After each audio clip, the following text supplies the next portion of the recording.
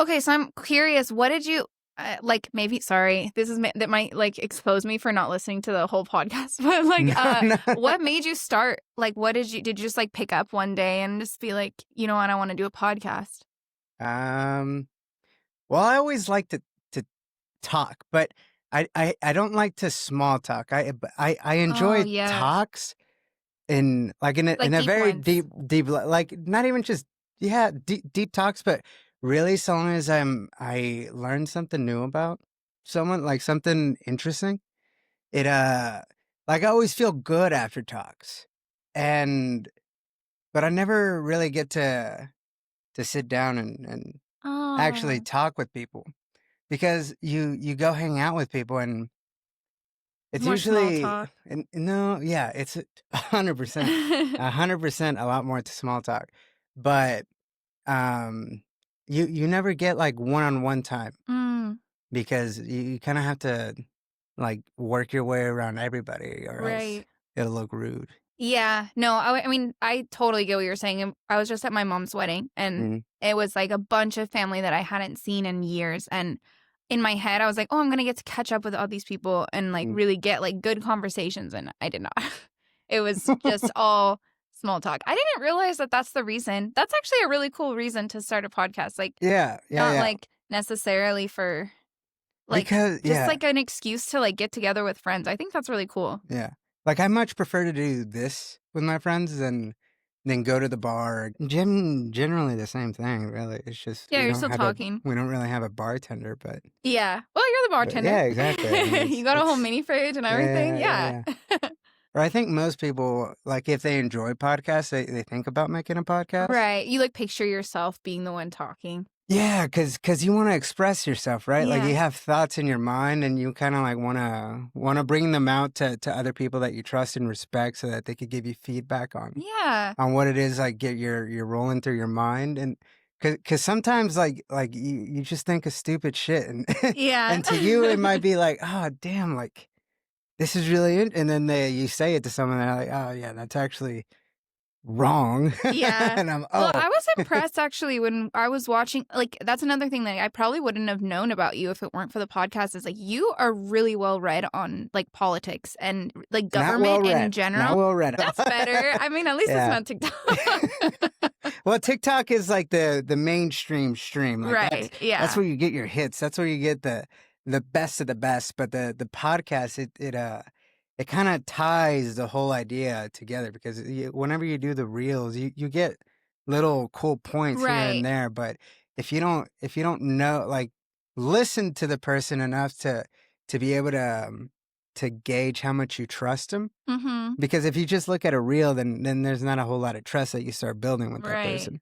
So you listen to that person a lot, but then you listen to another person that doesn't necessarily agree with that person a lot, and you could tell that they're both being like genuine about what their thoughts are and Mhm. why they do what they do and why they think what they think. And you could start like pitting them against each other. Like this guy has this idea and this guy's taking the other side of that idea. And you just kind of want them to come together to talk about it because they're going to talk about it from a very like genuine place and with the loads of knowledge in the background Mhm. because they actually read. They actually Yeah. put in the effort to research and study all the like world events and well, really anything. Like it could even get technical. There's podcasts for PLCs and all this other Yeah. stuff. So it's to me it's a very very interesting medium Yeah. of media. Yeah, I mean, I think that, like, well-read might even be, like, an outdated term at this point because how many people are actually reading, Hmm. like, like, there's so many different, like, mainstream ways. Like, I guess you could always listen to things, but it wasn't as like, you had, like, cassette tapes or something, and Yeah. I guess maybe, like, that you listen to in your car. Maybe talk radio, but Cassette people's tapes. yeah. Oh wow, that But was way back in the day. Yeah. but, yeah, I mean, I feel like it's the same thing. You're choosing to feed your mind. It's Hmm. better than probably the stuff that most of my podcasts are just, like, basically YouTube videos, but Uh-huh. not like anything. Like I'm not really bettering myself by listening to them. So I Well, have respect for that. well, there are podcasts that are just purely entertaining and Yeah, they're exactly. thought provoking in different types of ways. Like if you're like true crime type That's the podcasts, most. yeah, Yeah.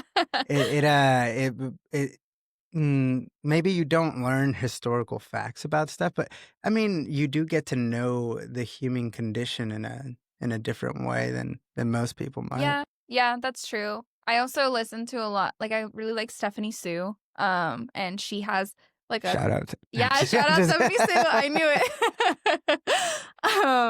But she has a true crime uh what is that called? Like her like one channel, I guess. True crime podcast or channel, and then another one that is more like chisme.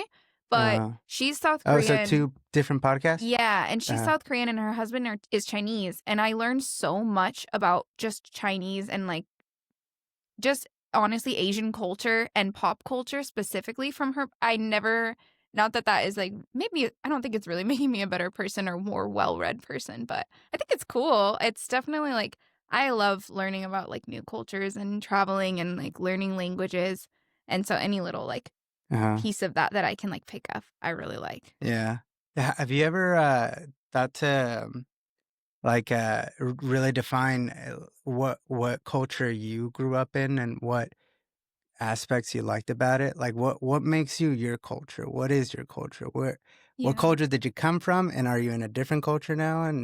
That's a really good question. That's actually like, I feel like so when Juanes and I first started dating, we would always kind of have this argument where I felt like the US doesn't have like a culture that I really identified with. I feel like it's just such a big country. There's no way to like identify. I mean, there is ways, but like I didn't ever feel like I identified much with like American culture, I guess. Yeah, I feel like that's a lot of people's perspective. Yeah, and I think it's kind of like it either hits you or it doesn't. I do think he's kind of convinced me that each state has its own culture, and I Who? do.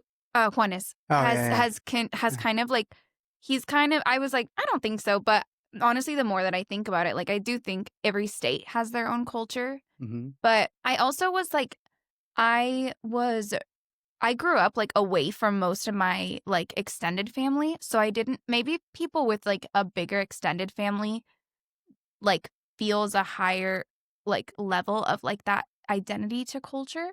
But since it was kind of just like my nuclear family, and honestly, I grew up around a lot of Mexican culture. Uh-huh. Like I actually looked it up one day recently, like because I felt like I was like maybe I'm just like making this up in my head, but my high school was like around 50% like Caucasian white like country people in Oregon. And then like 50% or like 45% Mexican or Hispanic.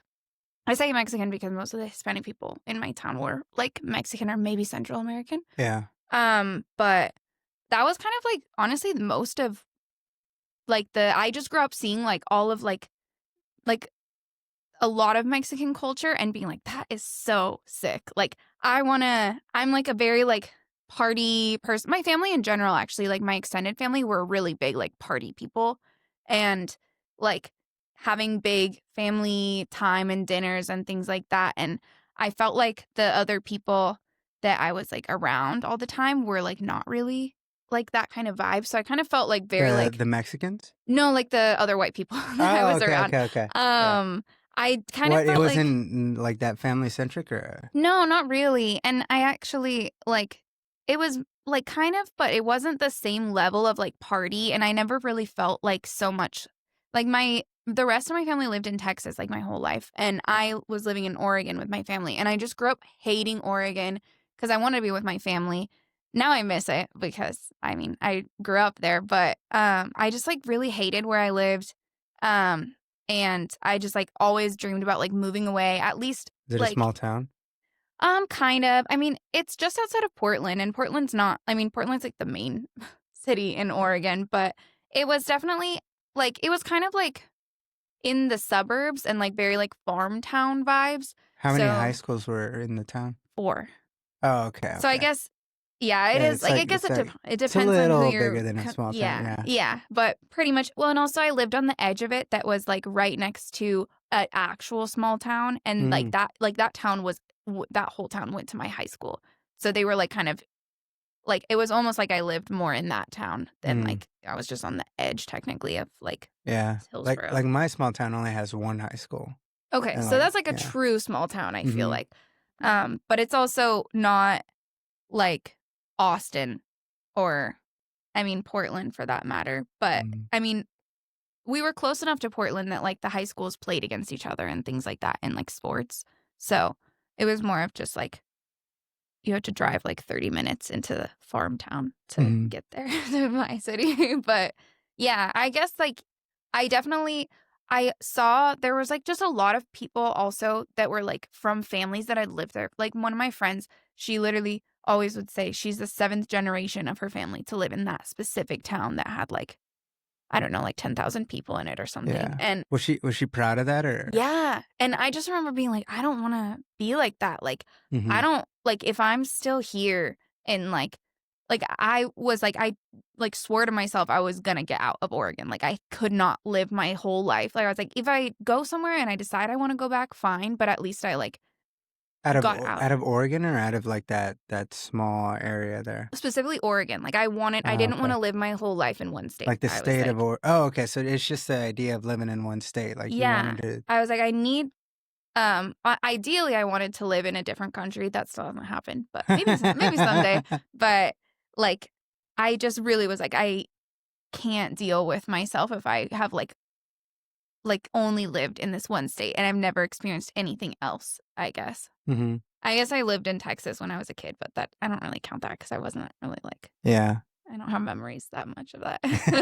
Do you think it's like um, you never really felt super included in the community that you grew up in? I do think I was thinking about that actually as I was saying it. I was like, I wonder if it is because like so many of the people I was like in my high school, it was really common for a teacher to be like, "Oh my God, I had your parents, like not just your siblings, but like I remember your mom, like teaching your mom or like your aunt." And I was like, "Oh my gosh, like none of my family has lived in a spot long enough to like be like that." Like even if I lived Mhm. in Austin as a kid, it would be kind of weird like to like cuz my mom moved around a lot as a kid and I think my dad as well. Mhm. And so yeah, I didn't really like ever like connect that and I guess maybe a lot of the like people that were not white had not been in that city, Hillsborough for like their like generations and maybe that's also why I felt like more like they a lot of people like had family elsewhere. Mhm. And so it was kind of like you're going to make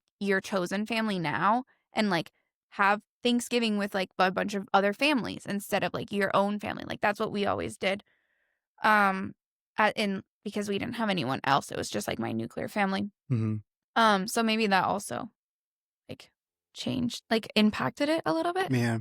It's like I wonder how those people that like the people that have felt part of a community like know all the families that live within Yeah. the area or their neighbors or like actually have had the neighbors for 10 plus years, I guess. Uh like what ties them together? Like at what point do they mesh well enough to where they want to stay within the same vicinity as everybody else? Right. Yeah, cuz I feel like also sometimes there's like feuds Mhm. that go on for like 10 years and they're like, yeah, that neighbor just hates that neighbor. Like what keeps them there? Yeah. Did you so I'm assuming since you're asking that question, you didn't have that. Like you didn't feel super like this with where you grew up either. Like your Nah, well, yeah, I guess I never really thought about it, but now thinking about it, yeah, probably I never really. Well, I mean, because I always felt part of my family. Like my family growing up, like that was everything. Like all the parties that we would go to, because it was all my uncles, my cousins. Oh, I had a lot wow. of cousins that were similar age to me. That's cool. So we would always like every weekend there would be some kind of event like, oh, we're going with this uncle this weekend. No, we're going over here. Oh, for the big events we would always be at my house. And that was always like really cool to cuz that's when I get both sides of the family. My mom's side and my dad's Oh, side. wow, that's All really those cool. cousins come. come together, and that was always great. Those were great times. Yeah. But I don't think I ever felt part of the community of Aurora, Colorado. Like I I didn't know never. you were from Aurora. Hmm. Oh, wow. I know where that is. Yeah, That's yeah, yeah, crazy. yeah, yeah. Yeah. Okay. Yeah. Yeah, Aurora. That's where I grew up. Literally, yeah, from a child up until high school. Wow. Yeah, Okay. I feel like you're also, I mean, not West Coast, but like Western side of the yeah, US. yeah, Represent, shout out Western side, Western of the US.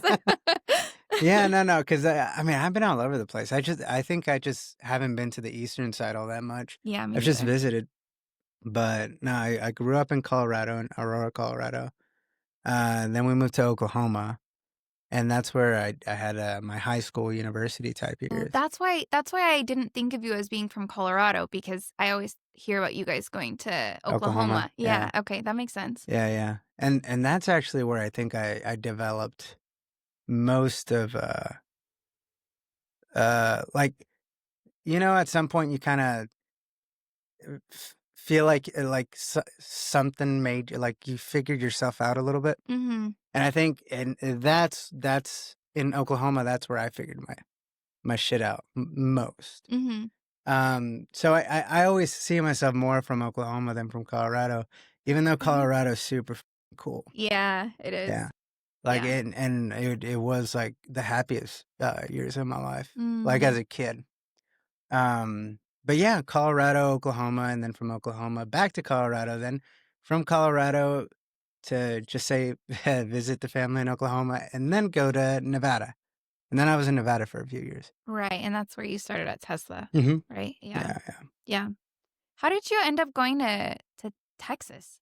Did they offer you a transition, or you just wanted to leave? Oh no, I mean, I really wanted to come to Texas because, Really? I mean, for one, because I definitely felt the difference in where I felt like I was home, Because and you in said Nevada, yeah. Oklahoma you felt like the Hmm. most connected to, huh? Yeah, yeah. So in Nevada, it was a different vibe, a very nice vibe, a very cool vibe, because like Tahoe's right there, so there's a lot of Yeah, that is really outdoors awesome. type people. Yeah, yeah.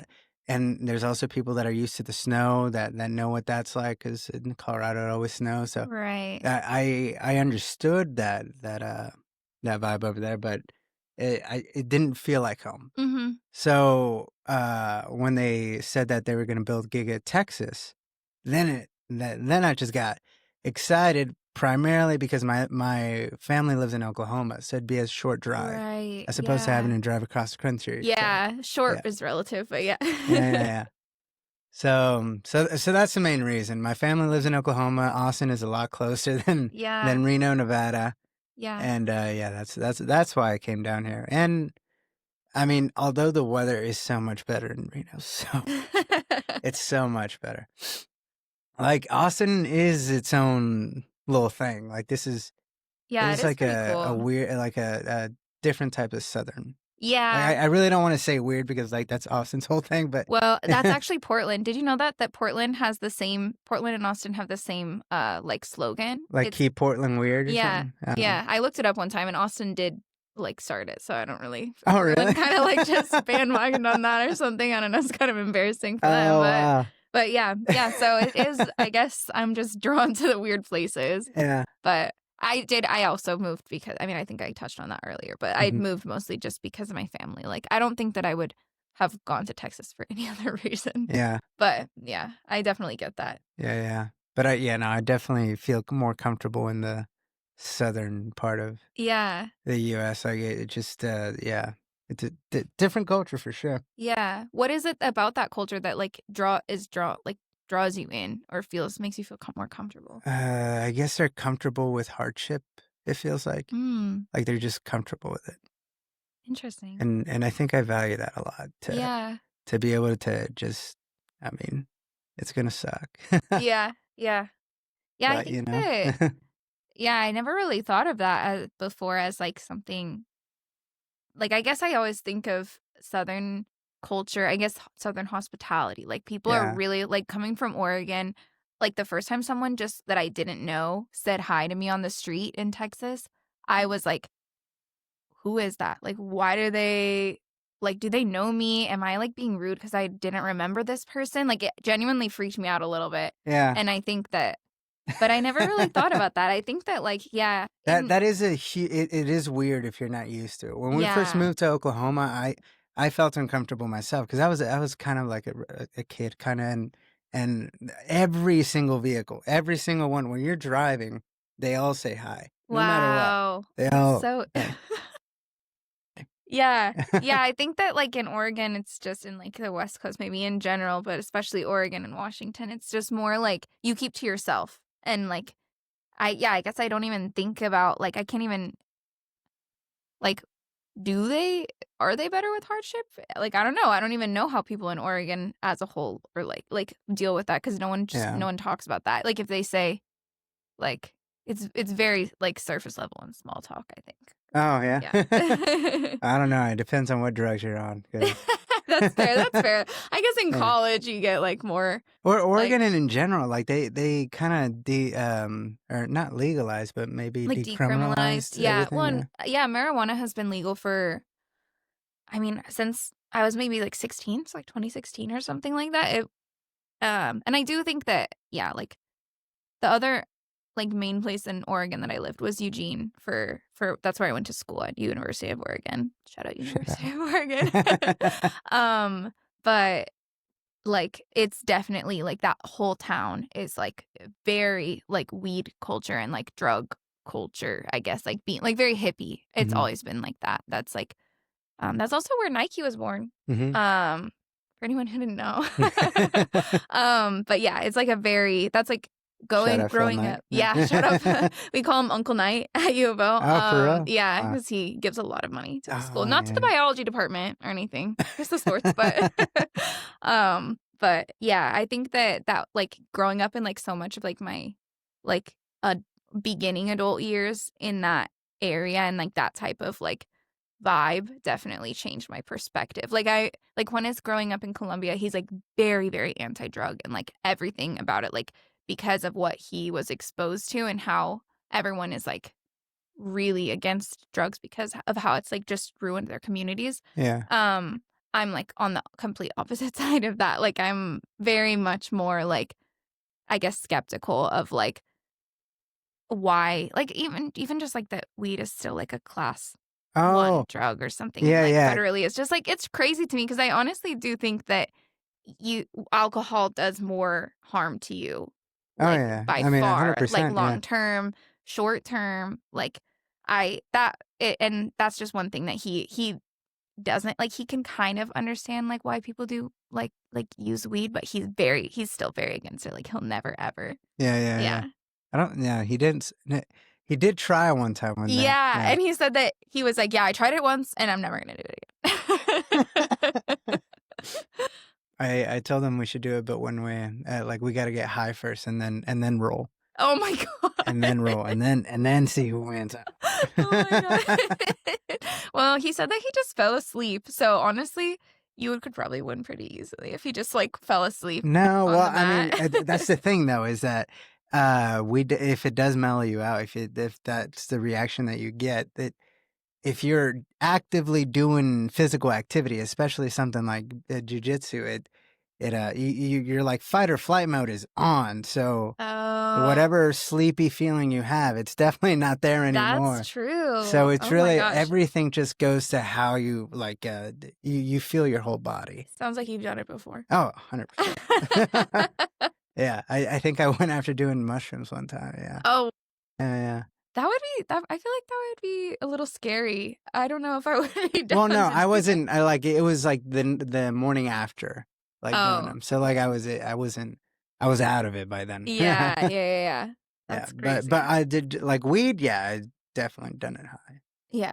I mean, high. I It's feel not. like, I mean, I wouldn't recommend it. It doesn't make you better. yeah. No, It's just it's an experience. yeah, Yeah. that's fair. That's fair. I've definitely done a lot of things high just to, like, see what it would be like Hmm. to do it high. But Yeah. yeah. Yeah. No, fucking weed really splits people up, especially generationally. Yeah. It's really interesting. Sorry, I don't know if I'm close enough to the mic. It's really interesting to me. Like, that is, like, those are, like, the main things I guess I notice from going from, like, Oregon to Texas, like, Western like West Coast to Southern, I guess, culture. Like I feel like on the West Coast, everyone is just, I mean, they have like methadone clinics and stuff in Seattle and Oregon, and like here that's like a really, I mean, they like tried to like take Narcan off of like drugstore shelves just Mm-hmm. because they're like they just want to like act like Texas doesn't have a drug problem or something like that. Like, Wait, Oregon wants to remove oh, sorry, yeah, my Narcan? brain, I was Oh. going really quickly, but Texas tried to take like Narcan out of like drugstores. Uh-huh. Which is just like a completely different, like, I guess.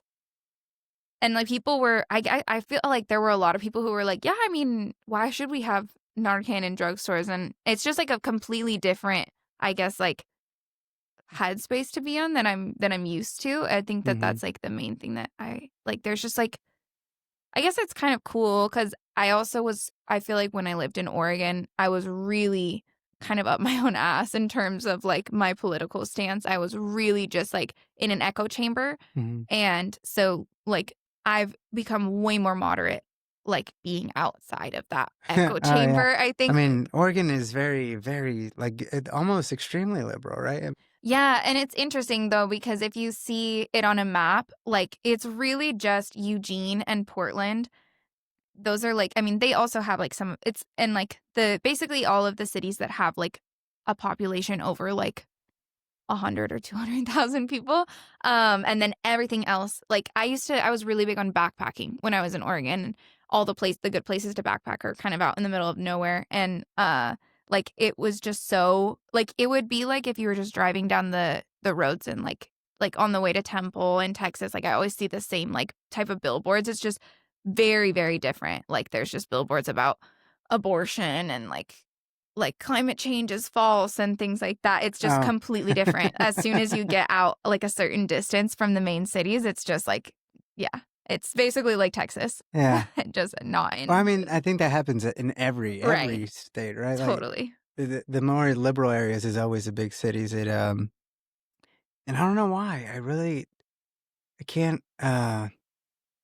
I think being closer together with people or more condensed in a more condensed way is makes you feel differently about your environment. I Yeah. guess. Yeah. Yeah.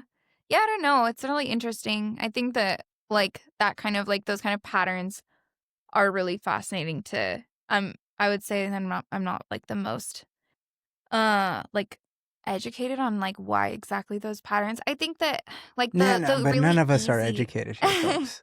Let's make that clear right now. No guess- one here is educated.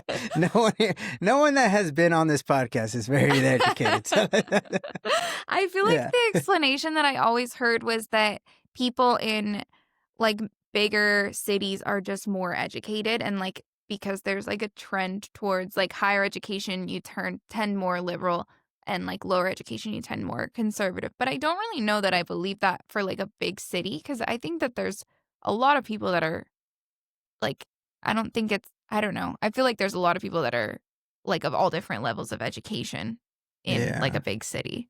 So, I don't know.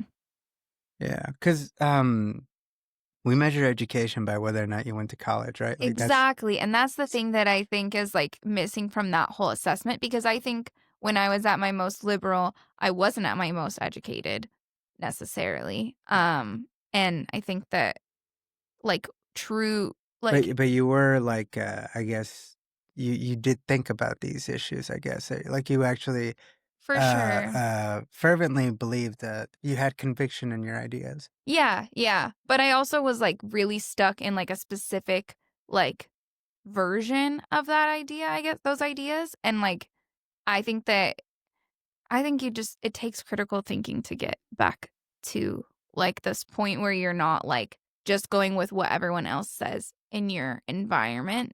Mm-hmm.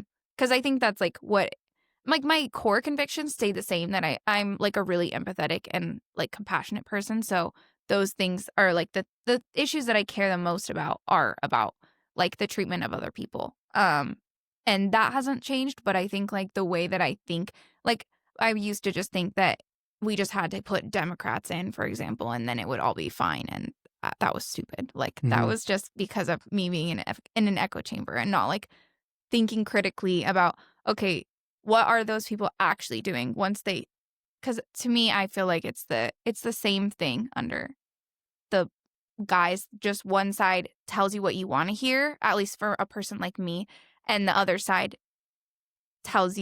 doesn't lie to you about what Yeah. like, that's like Trump. I feel like Trump, like, he said to everyone, I'm going to deport people, and a lot of people are like, including me, was like, well, I don't want to vote for you. But the other side does the same thing. They just lie about it. Yeah. Well, I mean, they all say the same thing at some point in time. Yeah, that's true. That's It true. always flip flops. Like the Democratic Party used to be very anti-war. Like that's kind of what they were known for a Right. while. And now they're the pro-war. Yeah. Well, and I think, I mean, this is kind of a conspiracy theory. I don't know. But I don't know if it's a conspiracy theory. It's my Conspiracy own hour. theory. My theory, I feel like there's a platform change that's going to happen because at this point, I see Platform? What do you mean by platform? like, sorry, like for like a political party, because like, for example, you know how like they always say like the Democrats were technically the like party that was for slavery, but there was a platform change, and then it ended up being that like they didn't run off of that, like those issues anymore. They just kind of political pivoted. realignment. Yeah.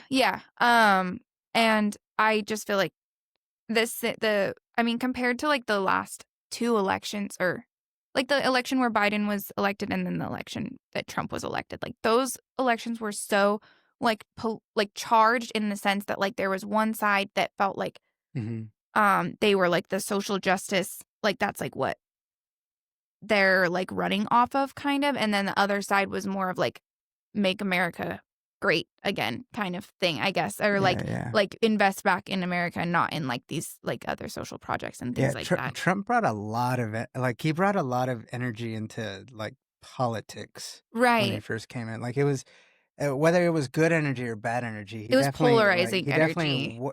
He definitely made people want to pay attention. Yeah. Just to make sure, like, for some people, it's like, oh my God, it's the savior or whatever. And then for some people, it's like, oh my God, this guy is Hitler. Oh shit, like, we can't be Nazis. Yeah. We gotta figure this shit out now. So I gotta pay attention and make sure he doesn't fuck shit up. Right. And I think that like those first two, or not first two, like 2016 and 2020 elections, I was super like, oh my God, we can't let like Trump win again and all this type of like all of this, and like was super like I voted for anyone on, well, I guess 2016 I wasn't able to vote, but like the second one I was like I didn't really necessarily I didn't like Biden at all, but I voted for him because it was like the thing to do, I guess. Yeah. But this past one, that's what I did with Hillary. Like that's how I felt about it. Yeah, exactly. And I think that like I like started like, especially in the Biden presidency, I just felt more and more like, wow, like this is just like not what I don't like either of them. Like both candidates are just like so like they don't align with what I believe at all, really. But I didn't really hear that many other people like talking about that until way more recently, where like Juanes and I, we both like are generally on the same page of that, where like we don't like party lines, like we strongly disagree with like riding for either party. Like it just doesn't make sense. Yeah. But I didn't really hear as many, maybe also because I was in Oregon, which like is an extreme echo chamber. I like never heard like if I said something like that, people would be like upsetted by the fact, they would think that I was like basically a conservative for saying that. Yeah. And like it's really it's scary, especially like when you're coming from the liberal side to the conservative side. Not even conservative side. When you're starting to question your convictions, I guess. Because I used to not pay attention to anything too. I just knew that it was socially not popular to be a Republican. Like if anybody said you were a Republican, it was kind of like, this fucking weirdo over here. Yeah. What the fuck? So I just always thought, oh, okay, well, there's a reason for that, I guess. Mm-hmm. And then especially when Trump first came on, I was telling, I don't know who I was telling, maybe, I think I was telling Mario that when Trump first announced that he was going to run for president, He said that all these dangerous people are coming over the border. They're rapists. They're like, and in my mind, I'm like, wait, what? What the fuck?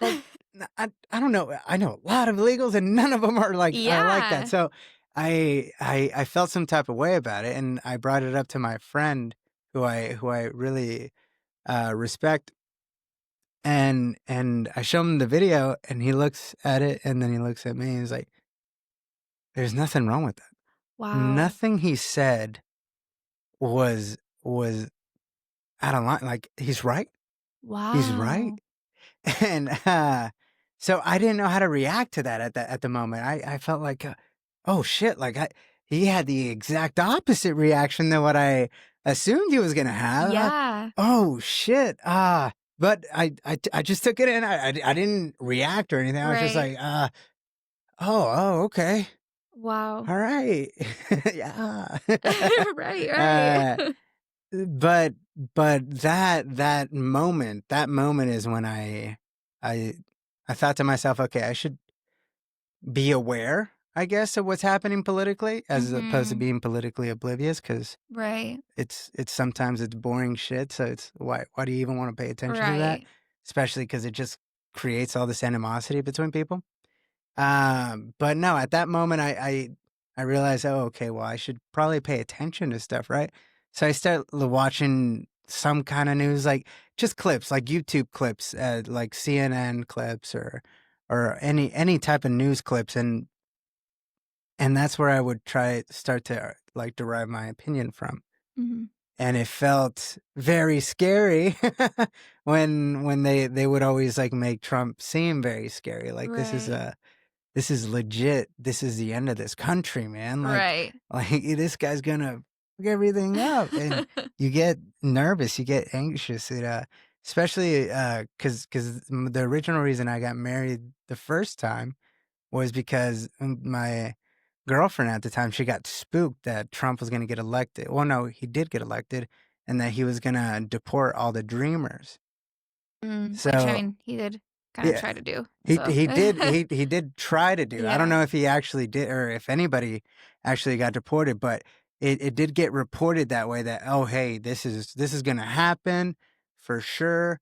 But it always well, I mean, in that situation, that's why I got married the first time, is And she was that on DACA? she got Okay. really scared that she was gonna get that deported. So we just, okay, well, we'll fucking do this. Yeah. But um, so it scared everybody to the point where, okay, I'm about to get married to someone I don't really want to get married to, Right. just because I'd think it's the right thing to do, I guess. Right. I don't know, Yeah. but now to kind of lose faith in a lot of institutions, like a lot of places, like where you're supposed to where you're supposed to get real information, like this is the truth. Mhm. It's It yeah. it turns out that it's not, and that just kind of breaks everything apart, and now you're just confused, like, oh wait, Right. what's going on then? Like, what, Yeah. why are things the way they are? Why do we have so much war? Why are we responsible for so much death around the world, Uh-huh. and no one really talks about it, or no one Yeah. did talk about it? We just kind of talk about, oh, racism this, Right. It was or just to these keep little us social. divided, you know? Yeah, yeah. That's I mean, maybe a lot of people think that's like a conspiracy kind of thing too, but I really do think that, like, all of the people at the top profit off of us, Hmm. like, going back and forth of which social policies are better and whatever, and meanwhile, they're doing whatever they want, and Hmm. they're not really on either side, like, fighting each other. They're all doing what benefits them because they're rich and they want more money. Yeah, And I think that's but what other the motivations do you think might they have other than money? I don't know. That's the part Because that, like, gets it, really creepy because to think about. Like, yeah. and I think that and I think that's also, like, with all of the stuff coming out about with, like, the Epstein files and Diddy and, like, all of those different things, I think that there's more people than ever, like, really stopping to think, like, "Okay, what's actually going on? with all of those people, and like why are we focused on each other when like why is like what like I don't know if you've seen I see you on Instagram, you like a lot of Israel stuff, but why is Instagram doxing me? But damn. I don't know if you've seen any, like, I keep seeing these clips of, like, old shows and movies. Like, I don't know if you've ever watched Gilmore Girls. It's probably doesn't seem like it's your thing, but it was, like, a really big, like, show I've heard of from, it. yeah, it's really, really big. And there's an episode, like, a clip of an episode. I remember watching that and not thinking anything of it, but they're literally talking about, like, Israel and Palestine. And it's from, like, the early 2000s, I would say, probably. And it's just basically like propaganda for Israel. And it's just so bizarre. Like, I think more and more people like are thinking like, wait, why have we been like making Israel such a big part of the US forever? And like, what are their, like, what could possibly be their motives, other than money? Because it seems like it's just so weird. It's like really creepy to think about what do you have any conspiracy theories about that? I mean, I don't know about conspiracy. Or real theories. No, I don't. I have no idea what's going on. But it is interesting to see it all play out, like in public. The Israel thing specifically, because like growing up, what did you know about Israel? Because I didn't know anything about Israel.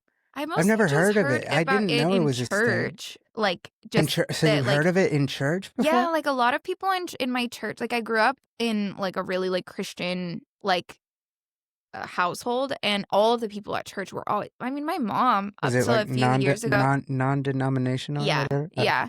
Well, I think it was like it was something like that. Baptist or something. It wasn't like it was like I think Assemblies of God and then non-denominational are like the two main churches that I went to growing up, and everyone was super into like doing an Israel trip, like, and people would go to Israel and they would come back and tell about it. And then I remember my mom being like, oh my God, I really want to go to Israel.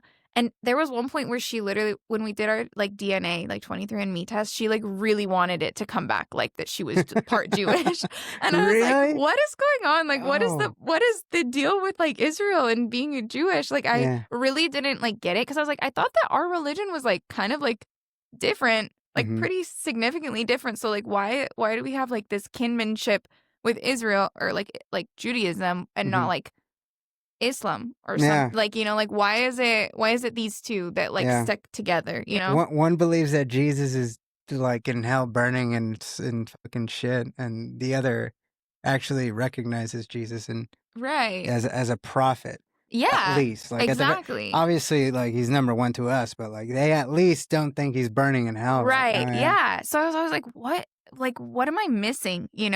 Like, it's just like, it was really super bizarre to me. Like, I don't know what that is. What was bizarre? Oh, just like the whole, like, in my church being like so like, like obsessed with Israel, and like, that was really the only thing that I had heard about it. And I never really understood it. And I kind of just like was like, maybe that was just like my immediate community, that was obsessed with it. But I feel like there's just a lot, like, I realized like there's so many presidents who like just travel to Israel. Like, I think maybe like all of the most recent presidents, at least. Pretty much all the politicians, not just that's true. That's true. And that's like so random to me. Yeah.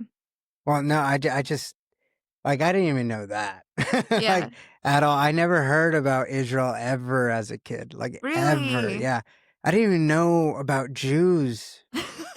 Like, I didn't know about Judaism. I guess I don't know how many Jews are in, like, Oklahoma. No, well, I mean, I'm thinking about, like, the time growing up in Colorado. Oh, wow. Not even in Oklahoma, really. I didn't really hear about Judaism or Israel at all in Oklahoma. And that was, like, a mostly Christian place. I mean, there is a Catholic church, and there is a good amount of people that are Catholics, but it was mostly a Christian place, and I even then I never heard about Israel. They weren't like obsessed with. Yeah, the first time I think I ever heard about Jews, which after in French class when our teacher, French teacher Mrs. Vinker, shut up, she put this movie called School Ties. Have you ever heard of it? Mm-mm.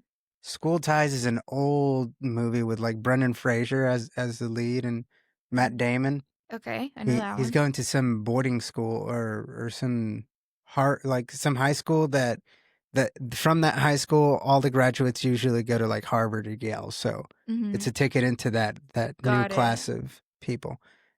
So he Brendan Fraser gets an opportunity to go to that university or high school and play football because he's a really good quarterback. But he's Jewish. And I guess the whole movie he's kind of like trying to hide that.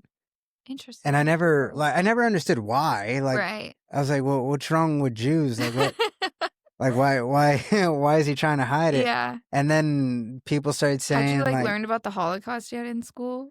yeah, oh well, yeah, I guess that's the only other time I ever heard Right. about Jews. But I Yeah, feel is the like that was also Holocaust. a confusing thing for me as a kid was I always like, well, so why do people hate Jews if like I mean everyone like agrees the Holocaust is wrong. So like why is like anti-Semitism such like a big topic Uh-huh. issue? Like I was always like very like that was like really confusing for Yeah, me. like why would you hate Jews? Yeah, yeah, like what's going on? Like why is that a specific why does it get a specific name other Right. than Yeah. racism? Yeah, or like Like that's basically what it xenophobia. is, right? Yeah, Like right. yeah, you're just prejudice against a group of people, or whether it's ethnic or just any kind of group of people. Right. Yeah. Yeah, I never understood it. And then that movie, like he was hiding it, and then people would start teasing him, like, "Ah, don't Jew me!" Like they didn't tease him, but they're like, "Oh, someone took like $1 or something. Hey, don't Jew me like that." And then I didn't get the joke, but I was just like, okay. And then his girlfriend broke up with him because he's a Jew. Oh my god. So, so it was like, okay, well, I guess people really hate the Jews at that time, back in the day, So almost as interesting. much as it like the whenever like whites and blacks would argue, like Right. Like civil rights yeah, kind yeah, of. Yeah. okay, so they all, I guess Jews are also a part of that the group, Yeah. oppressed group or whatever, like That's just so I don't know. I guess I yeah, mean I wasn't alive back whenever they're supposedly setting that up, but I've just never heard of like I've never witnessed something like that happen to like someone because they're Jewish. Like yeah, I think that that's like really interesting. Like where did that like yeah. was that even real or was that just Israel also? Like Yeah, I don't know. I'm just Maybe curious. it's Like that's positive. it's It's like what you're possible. I saying. mean, Like that's like what makes you just once you realize that there's so much that they have been hiding or like that they haven't been telling the exact truth the whole time, then you yeah, start like rethinking everything. Like yeah, what even is even that true? You know, like all of those things. yeah, Yeah. yeah. Which is learning about the existence of Israel it wasn't interesting to me. Like when this whole Palestine Israel thing happened, or when it first popped off, like October 7th, and then the retribution after that. I I never really got into it. Like I would always see podcasts that like these people that I listen to would make an episode about it. These people that I listened to, they would make an episode about it. But I never really got into like what they were trying to say or why we needed to pay attention to this. Right. Well, and Cause there's so much yeah, that cause I was thinking like we have a lot of issues here. Like right. why are we devoting a lot of time into That's this exactly what issue? I thought at first. I was like Hmm. I kind of ignored it for a long time because I was like, why do we keep talking about other countries? Yeah. Yeah. Yeah. And so yeah, it's fucked up. Yeah. But eventually it was in the zeitgeist so much that okay, let me try to actually genuinely try to take in whatever information they're trying to give about the conflict. And at the time, I was super pro RFK. Like when RFK came out on scene, it was like, oh my god, like he is something I would like to vote for as opposed to vote because I just hate the other Mm, side so much. okay. Um, so I would really pay attention to all the podcasts that he would be on, and he would do a lot of podcasts. So it's a very um, effective way to really get to see them on the fly, Mhm. like not have to prepare for an interview Right. or whatever, Yeah. and try to think of all these talking points. Like at this point, they've gotten pretty good at it. Like politicians are going to politician, and they've evolved to actually try to articulate their talking point through a podcast. So it's getting harder to distinguish. But at the time, no one was really good at it. Mm-hmm. So RFK started doing it, and he was really good at it because every single podcast, like there was some repetitiveness to it, like because they would ask the same questions, like, "Oh, hey, can you tell us about your family? What happened to your dad?" Because his dad was murdered, RFK Senior, and obviously his uncle was also murdered, JFK. Mm-hmm. So he was just an interesting character to begin with, Right. and but it's hard to get past the voice. Oh, yeah. Yeah, the voice, like hearing his voice, it's an acquired taste. But I promise, once you get past the voice, he makes a lot of great points and really navigates his like his point in a good way that you actually can kind of understand. And he's very, my point of bringing RFK up is that he's very pro Israel, like very pro Israel, Okay.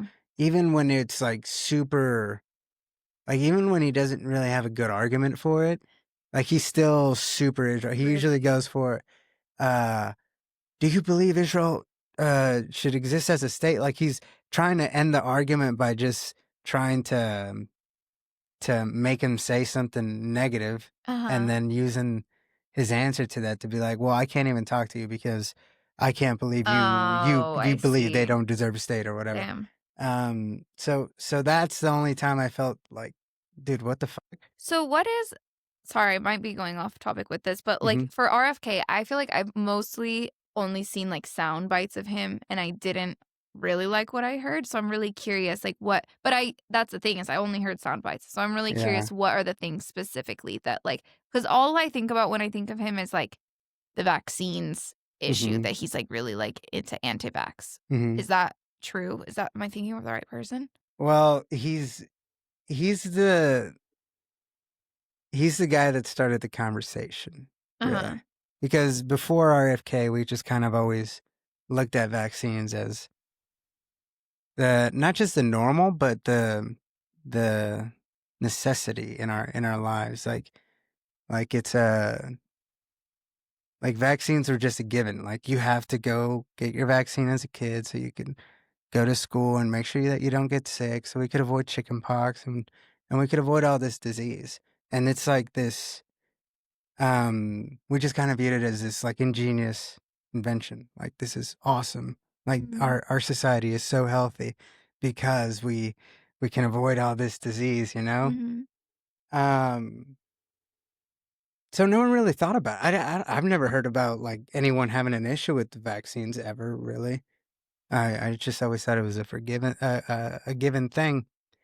And then when COVID happened, um, you you really you really start to question like a lot of motives because before COVID, we kind of viewed it was kind of like a consensus thing of viewing the pharmaceutical companies as not, Good. yeah, like they're not the arbiter of moral like high ground, you know, like we never saw them as a good entity, really. Like it was more like a necessary evil. Right. Well, especially with like the opiate Yeah, epidemic, like exactly. I Like think people were not we really trustful of them at all. like at all. Yeah. Yeah. So like that's kind of like what my mindset was. Right. And then when they kind of like fast pass this vaccine process through to try to figure out what the vaccine to COVID-19 was, it just felt uncomfortable, Mhm. like very uncomfortable because no one was really trying to make the argument for it. It was always like a condescending, like you're killing people because you're Right. questioning this. Like Yeah. just questioning it, you're literally killing people. So you would be shunned and you would be like you were a very bad person for that. Mhm. And that didn't sit well with me. Yeah. So so ever since then, like I just had that feeling up until RFK started articulating his thoughts on the issue, and it felt very icky. Like it Yeah. felt really Interesting. nasty. Yeah. Like very nasty how our government and these private companies, how intertwined they really are. Yeah. I mean that's really true. It's interesting though hearing your perspective because I remember when I was in school getting my biology degree at the time, and I remember just being like so excited by the fact that something was able to bring all of the scientists in the world together to get, because they had been working on like a different form of vaccines for a long time that used I believe it's an mRNA strand, but again, sorry if I'm No, no, no. spreading Again, we don't know. misinformation. We have Yeah. no idea. These are just perspectives from people, man. Like, Exactly. that's the also that this is the other like awesome thing about this is that none of us are famous, so none of us really That's so have true. any experience talking publicly Yeah. or have any idea of how to really navigate what we're trying to say. We're just trying Although to. if you get famous, you might get canceled for this. I mean, but that's fine. Like, I'm kind of excited to get to that point where it's Yeah. like, oh, okay, I'm canceled from something I didn't have like a few years ago. It's like, I like that perspective. That's kind of fun. like it's fine. Like that's not the whole point of this thing. The whole point of it is just to really get to know what regular people really Yeah. feel and think. Yeah, totally. But yeah, so I think it's really interesting because at the time I was just really like, I felt really proud of the scientific community that they were able to like finally but I also was really interested. It made me think more about, I guess, like communism, I guess, and like dictatorships, about how they really, because a lot of the things that were done in order to reach that breakthrough were bordering on like dictator, like I mean, there's a reason why China like was able to get over COVID before everyone else, because they were able to just mandate, like, if you're out on the street, you're arrested, like they were, it was like it was like it's interesting from a public health standpoint, I guess, because that's something that has always been really fascinating to me, as public health and how to improve public health. And I think that when you're in like an authoritative government, has a really unique ability to, I guess, make really big breakthroughs in public health and science, but it never really goes that way. Like, it might seem really cool, and then like it's cool until if they're doing something that you don't want them to do, Yeah. and that's where it, like, there's like a utopia, I guess, would be a sense of like when the Did people you with watch all that that show? are. Oh, I was thinking just in general, like Oh, okay. No. But there's Oh, a show called Utopia. is it That good? man, Wait, is that the one where they're like it's gonna fuck up. underground? It's gonna fuck up your mind. No, because it's funny because it kind of outlined COVID like in a negative Oh, way interesting. as a show, but it came out before Oh, COVID ever wow. happened. Oh, Ever happened. wow. That's really interesting. Yeah. This show was like way back in the day, and Amazon was remaking the show like because it's an English version, like in England. That's where the Oh, show okay. originated from. And Amazon bought the rights and was going to remake the show in American version here. They made a season 1, but as season 1 was happening, COVID started to happen. So Whoa. they had to put this like Crazy. warning in front of the show that, hey, this is purely out of the imagination of a show back in this day. Like, it has nothing to do with current events. Like, this is purely entertainment. Yeah. Wow.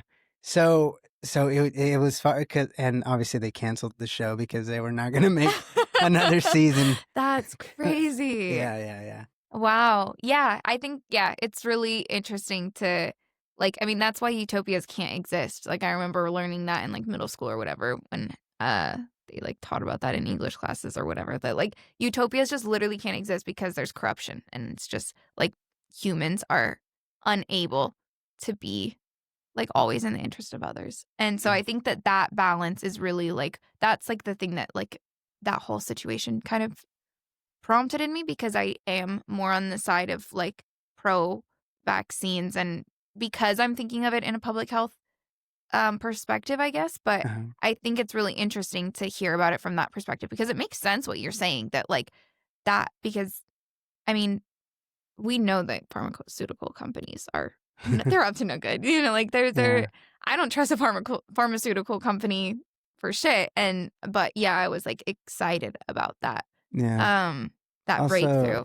Yeah, but it's not just the pharmaceutical companies. It's also these government agencies that Yeah. don't really have a whole lot to show for like Mhm. good work. They just always have caused a lot of problems, Yeah. and so much so that they're so intertwined that because back when Reagan was president, they passed this law that made it to where pharmaceutical companies were immune from lawsuits.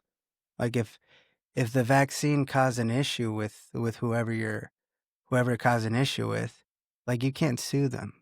It's against the law.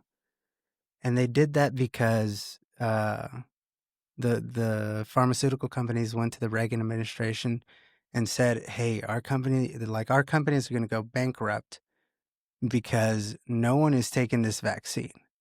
And we put a lot of research and development into it. Like we bet the bank on it, fucking. Mm. So either you're no longer going to have pharmaceutical companies here, or you make us immune to lawsuits. So they made a compromise to, okay, well they can't sue you. They can sue you in this like little special court where the the court is actually stacked against the person trying to sue. Right. Yeah, and then they have these max payouts, like it's capped. Wow. Yeah. Yeah, that's interesting because I mean, I know that is that kind of like because I do see, like, I think the Depo-Provera shot is like they're having like a class action lawsuit right now. Oh, really? That's like like the birth control. There was like a birth control like injection that you could get, and apparently a lot of people are. I can't remember the exact side effect, but there's a bunch of people. But I don't know, like, are they even like? Is that just like they're trying to, but it's not even like, are they? I wonder if they're covered underneath Yeah. that, or if that's just vaccines or Yeah, whatever. well, But that's yeah, because that worries me a lot more is that these vaccines actually are affecting um just hormones in general. Like, well, this was a birth control. It wasn't actually a vaccine, that yeah. specific thing, but it was like an injectable Mhm. birth control, just to clarify that Yeah. part. But yeah. Yeah, it's definitely I mean, I think that like the I mean, like the whole thing about like where the US is like the only country that really allows pharmaceutical ads Oh, yeah, on that's TV. weird, right? That's Yeah. so weird to me. Like it just feels so like why do they even need that then? Yeah, Like because it's not ads. Those ads aren't made for you and me. Like right. those ads are just because most of those ads you will really just ever see on news channels on Mhm. Fox News, CNN, MSNBC. Although I do see them sometimes on like YouTube Yeah, ads even at this point. yeah. No, 100%. I mean, they definitely are diversifying Yeah. But before it their was reach, definitely and but they go heavy on the news yeah. on the news commercials because they hold influence over the media that way. Mm, Because there's no way Roger Ailes is gonna let one of his anchors talk shit about these pharmaceutical companies if they're the main revenue for your company wow. because they're paying for all the ads. That's a really good point. I didn't even think about Yeah. that So before. that's why the ads are shit. That's why you see those ads and you're like, okay, why the fuck would I Yeah. want to get this? Why would I ask my doctor about AstraZeneca? Like, yeah, Yeah. no, yeah. I don't think Oh, anyone looks at that and is like, oh my god, I really think this drug can really help right. me out. Yeah. Yeah. It more made me want to ask questions like Crohn's disease. Why is there Crohn's disease? Who has this? Why is this a Yeah. problem?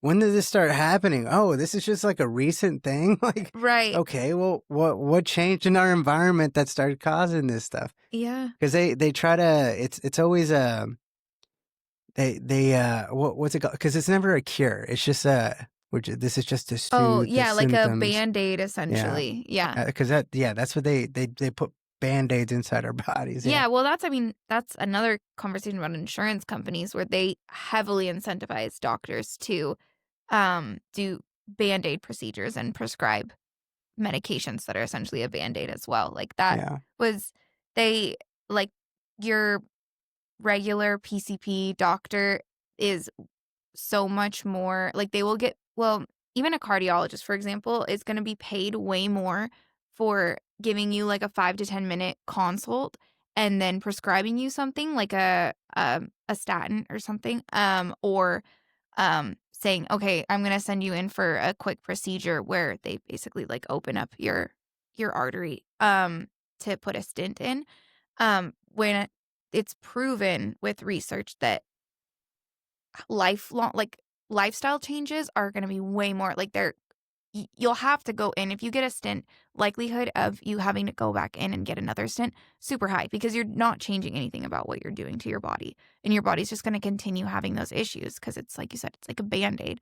But if they actually invest, like there's like lifestyle changes and even like a difference of like 15 to 20 pounds can like make a huge difference in heart health and diabetes and tons of things. Like there's so much research about it, but they don't, like pharmaceutical companies profit on you being sick. And so they just want you to stay sick and keep having to pay for Mhm. insurance. And are essentially in bed with the pharmaceutical companies. So they just live in like a happy little holding hands Yeah. world and make everyone suffer for it. Have you ever heard of Casey Means? No. I think you'd love her. She's a yeah. She's a she's awesome. Yeah. She's so great. She came out with this book called Good Energy, Mm-hmm. where she kind of outlines the an idea as to what is the root cause for a lot of our issues.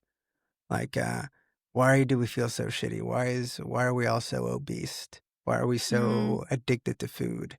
yeah. Like, why has our health come down so drastically over the years? Like, we just keep on going down Yeah. health wise. Like, in America, we are not the healthiest country. Definitely, Like, especially for, like, being, like, a first world country, mm-hmm. it's just insane, like, we're worlds behind everybody. Yeah, yeah, exactly. So she just tries to outline at least a theory well, not just a theory, like she has a lot of facts to back up what she's saying, but a lot of it has to do with what we eat, like what we're putting Mhm. inside our Oh, body. I do actually really wanna Yeah. read that now because, like, I feel 100% sure that, like, it all goes back to, like, big agriculture and, Hmm. like, all of the Pesticides. yeah, and just like just the like even the bread that we have, like nowhere. I feel like in Europe and like probably a lot of other countries, the bread isn't soft like that. Hmm. Like that's not really like what natural bread, like if you make it at home, that's why you can't really like recreate that like soft like white bread texture because you can only make that in like a factory essentially. Yeah. And even just like those little things, I'm just like, why like, I've heard of so many it's anecdotal evidence, but, like, I've heard so many people that are, like, gluten, intolerant go to different countries and be able to eat the bread. Yeah.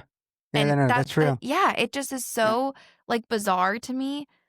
Like, they are just probably just getting away with and, like, the They sell us food like substances. yeah, yeah, Yeah. exactly. Well, and, like, I mean, like all of the dyes and things like I saw like a video of this guy comparing a Fanta from the UK or somewhere in Europe Yeah. versus a Fanta from the US.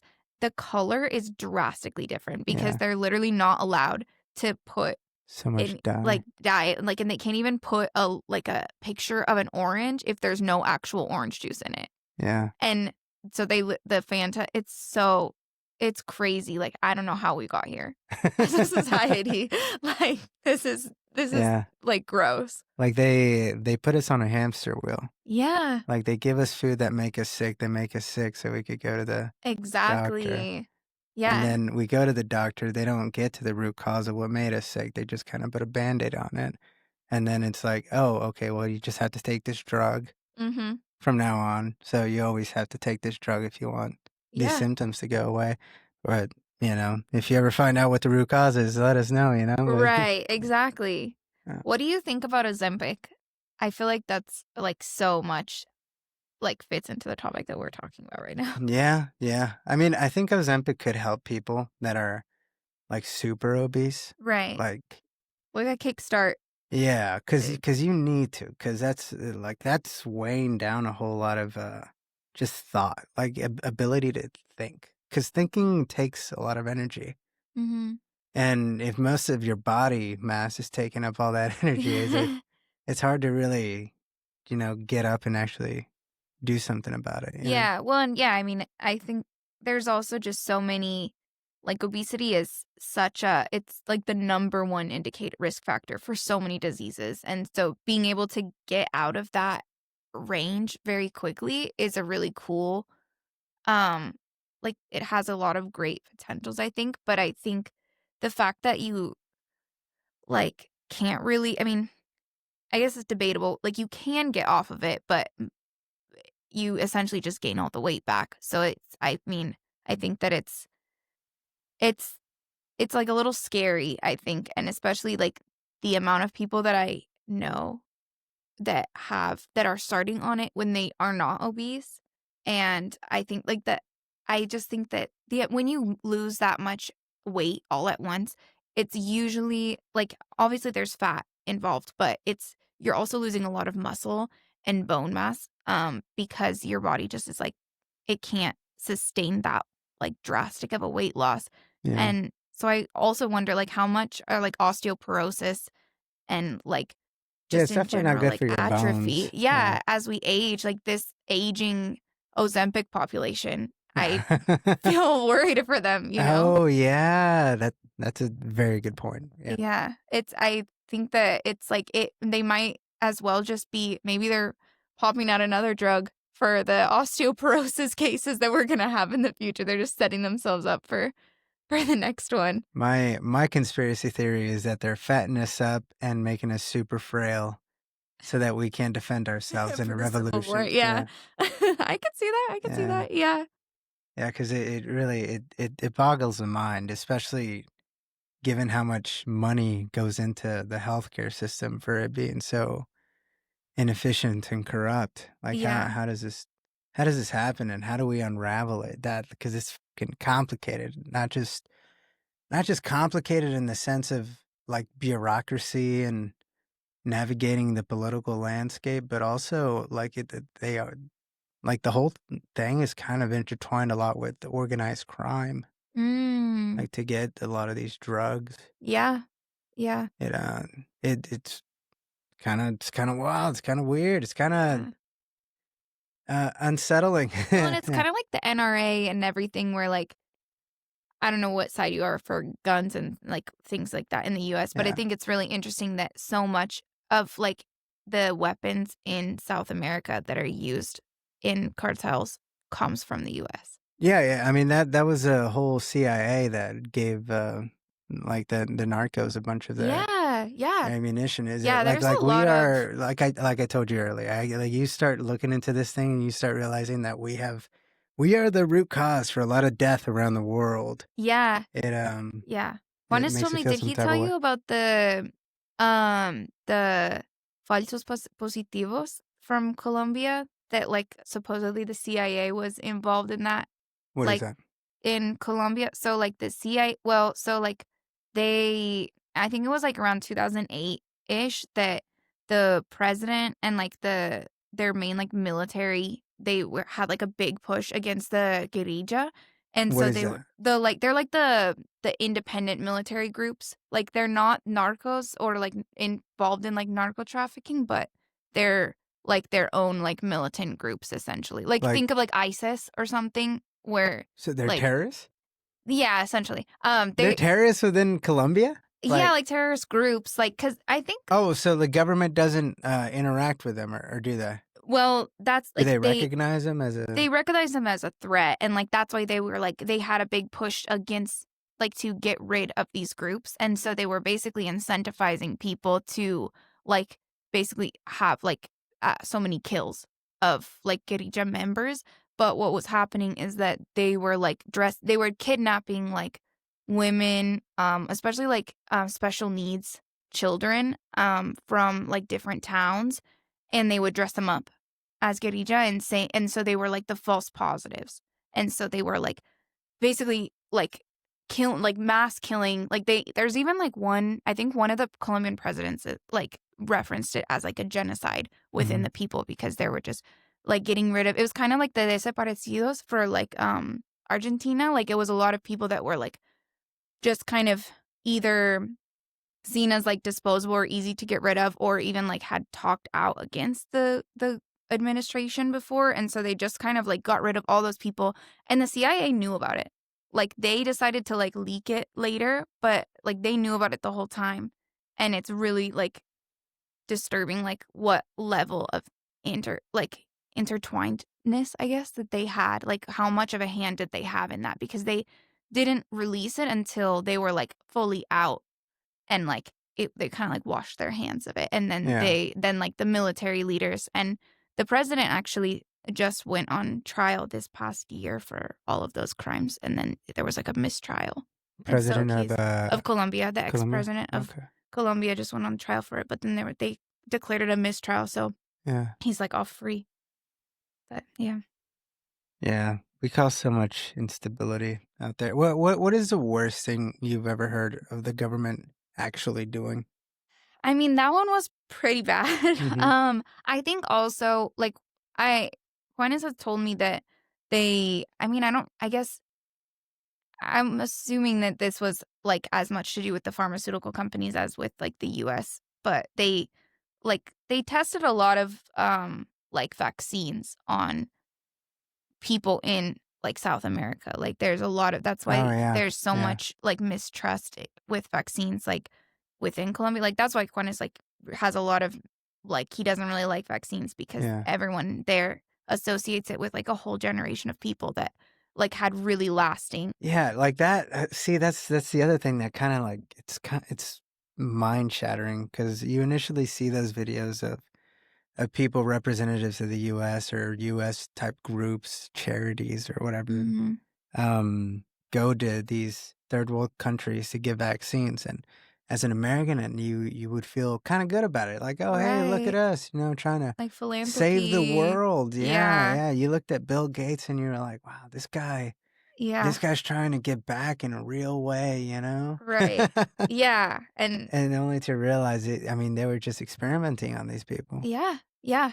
I think that that's probably one of the worst ones that I can think of, at least on the top of my head. What about you? Oh, yeah, yeah. I don't know.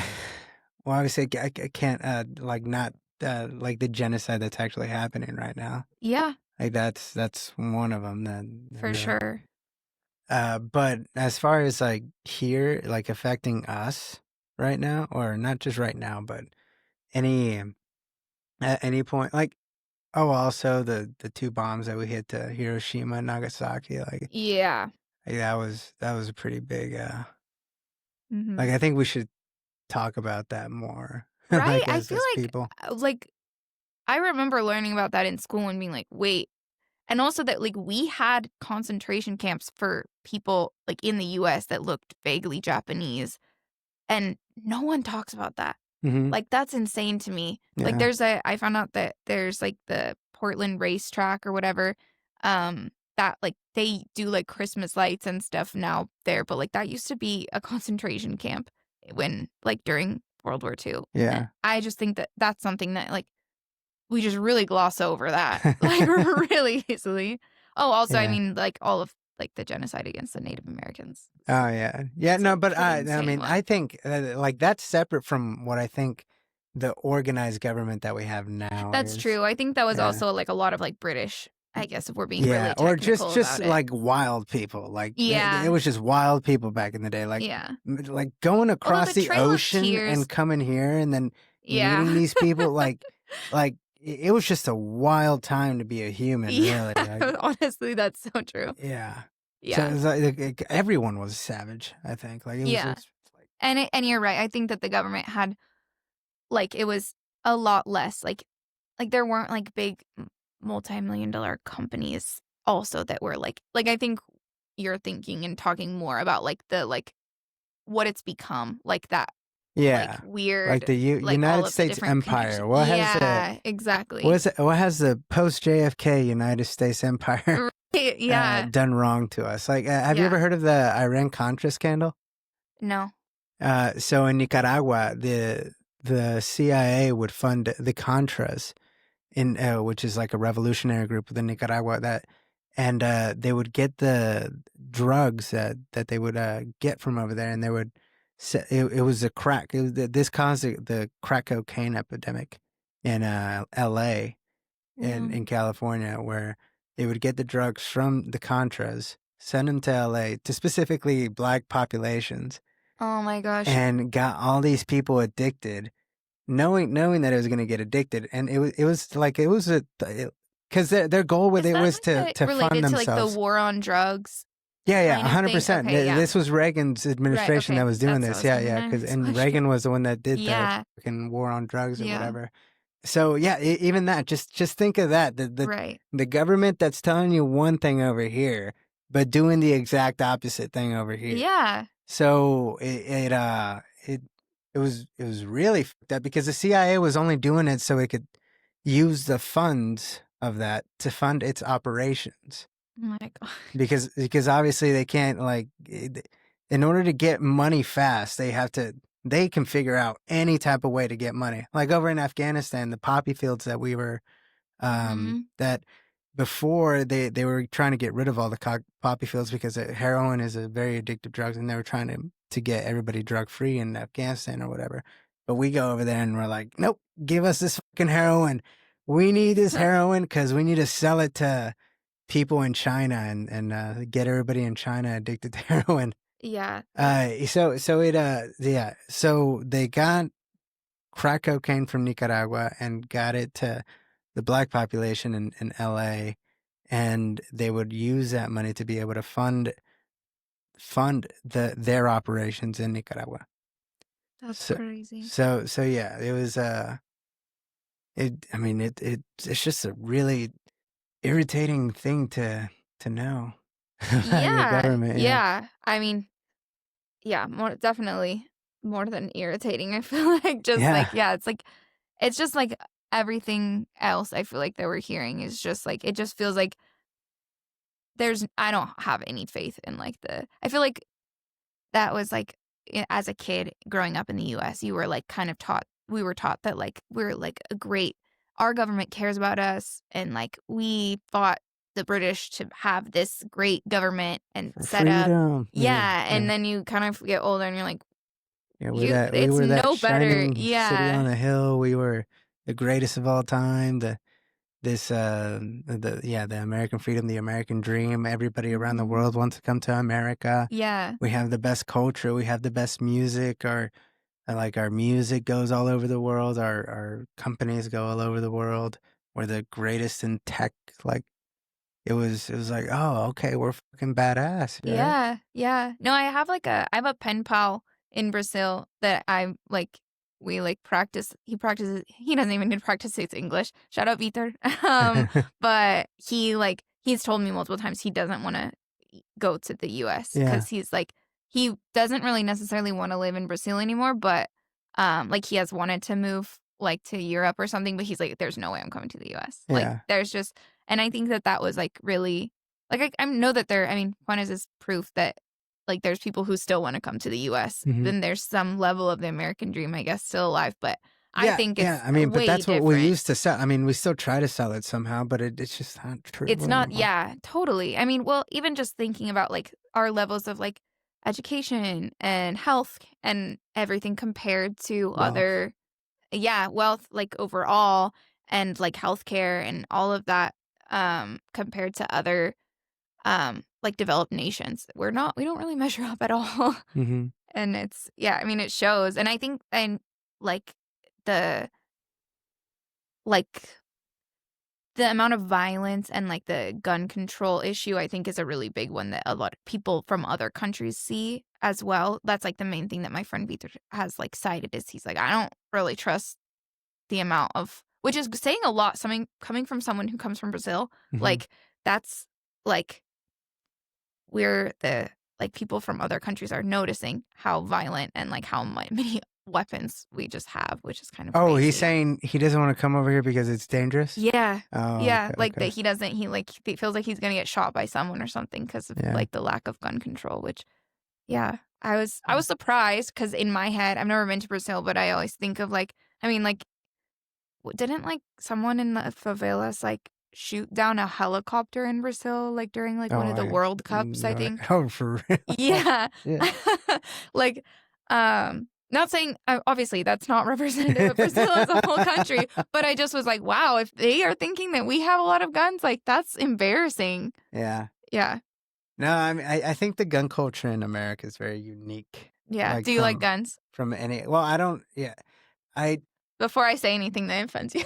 Wait, what? No, Before I say please. anything about guns that offend you. I don't think we talked about it in part 1, but in part 2 with 1, we talk about guns. Really? Mhm. Okay.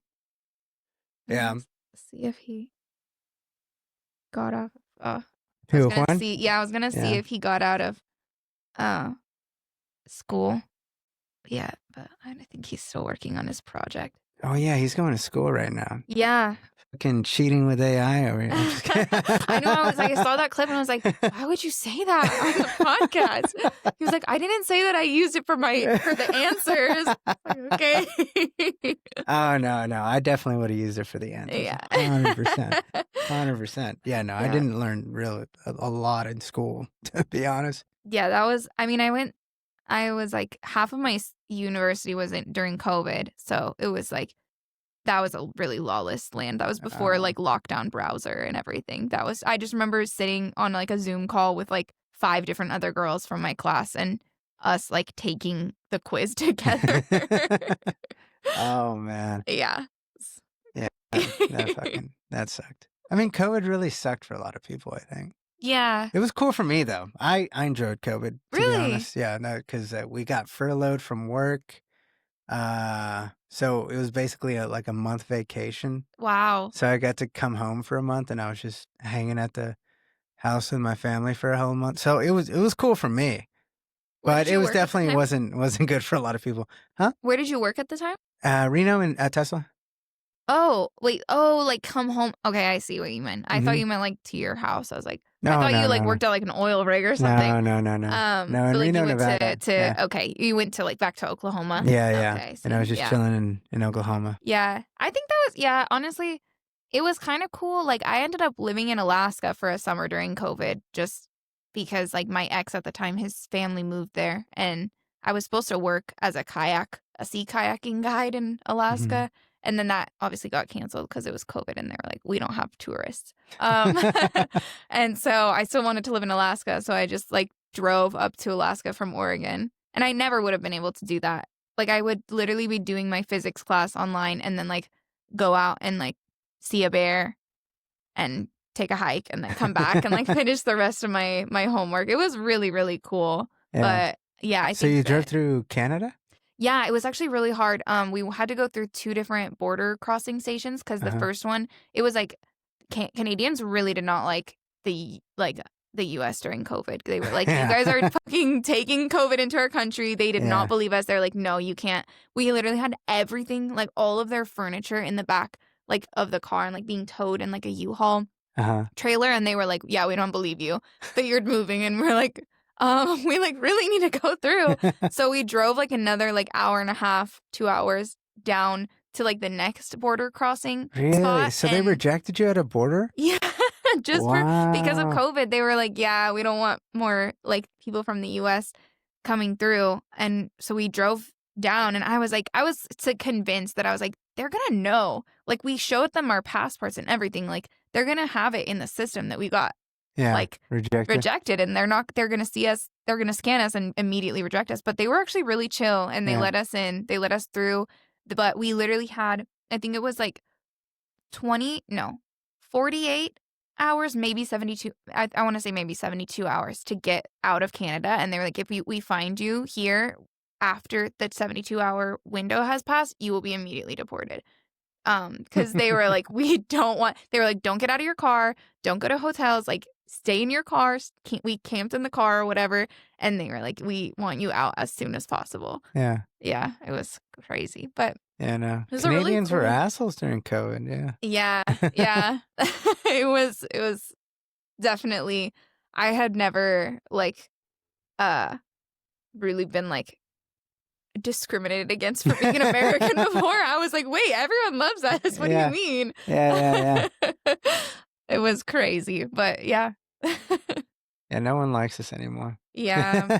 Yeah, especially us. I feel like we hate like ourselves as Americans too much Yeah, I nowadays. definitely feel like a little bit of like Self-hate. yeah, and like embarrassment to be like if Yeah. someone's like, well, that happens to me all the time too because everyone like when I speak Spanish with people, and like they obviously they ask Juan like where he's from, and he'll be like, oh, I'm from Colombia, and then they'll ask me like assuming I'm from like someplace cool and or like different, not the U.S., and I'm just like I'm from Oregon, and I always am like yeah. Well, Oregon Just sounded cool. When I first heard that you were from Oregon, I was like, oh shit, like you were the first person I ever met from Oregon. Really? Yeah. Okay. Maybe it's because I'm from Oregon and it Yeah. doesn't. Although Carlita, she didn't know where I told her that I was going to Oregon. And she was like, "What is that?" Yeah, no, she doesn't know all the states yet, Yeah, I feel like really. that's fair though. Like Yeah. from like, I mean, there's some Americans that don't know all the states. So, Yeah. I honestly, I don't think that Juan and his family knew where Oregon was either. Like, I don't know all the Canadian states, for example. Like, I think Yeah. it's one of those things that like you don't really know if you didn't go through the education system Yeah. in the U.S. Or really cared to learn about. Yeah, that's true. I feel like there's a lot of people who went through the U.S. education Yeah. system that still don't know it. So, Yeah. yeah.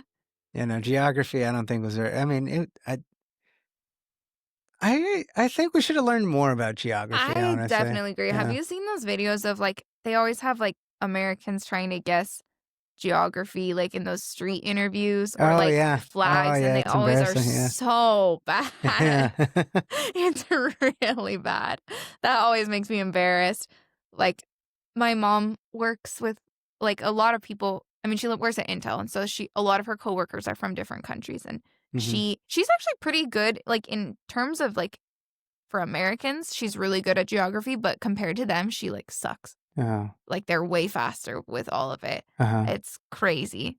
Yeah. We just 'Cause it shit. makes me feel like a failure as a human being for not Knowing being anything able to about the world. navigate. Well, I mean, Yeah. just navigate in general. Like, without Google Maps, I'd be Yeah. struggling. That's one thing that I think about actually so much, like at least once a month, like how my mom got around new places without Google Maps. Mhm. Like I I remember like having like the MapQuest directions and like sitting and like directing her, but like Yeah. that also didn't exist at one point, like when she started driving. And I'm Yeah. just like, how the fuck? I would leave home and never come back. Like Yeah. I would not know how to get back. Yeah, I don't think most of us know how to read a map. Yeah, Yeah. yeah, that's true. I guess like I remember like a long, long time ago as a kid, like trying to read a map. Mhm. But yeah, I guess that's true. There were maps and like, but like, I guess like once you get off the like freeway, there's like if you're going to someone's house that you've never been there before, like, like if you told me if you're telling me how to get to your house, I would like be like on 71, and then I would take the exit, and then like how would you describe to get to your house?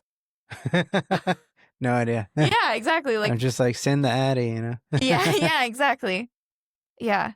Sorry, did I just dox you by talking? I only Wait, said what? 71. 71 what? Oh, like I was like I was Oh, like, no, did I no, just no. dox you Oh, your no, no, address? no. Yeah, that's another thing I've always thought, because I was when I was first thinking about doing this podcast, I always thought I was just gonna have random people from random places around Austin are just gonna Go in like, your house? yeah, and that was the original thought. Like, okay, I go pick up Domino's Pizza. If the Domino's Pizza guy sounds cool, I'll be like, What did Carla say you about want to do a podcast? that? Well, no, but then that entered my mind, and just having random people Yeah, know yeah. where I live now. Like, what if the podcast doesn't go well? Yeah. Like, That yeah. would be it's So funny to yeah. see like that's how your brain works though, because you thought about like the vibes Mhm. way before like the actual like the I guess like the logistics. What do you know what sign you are?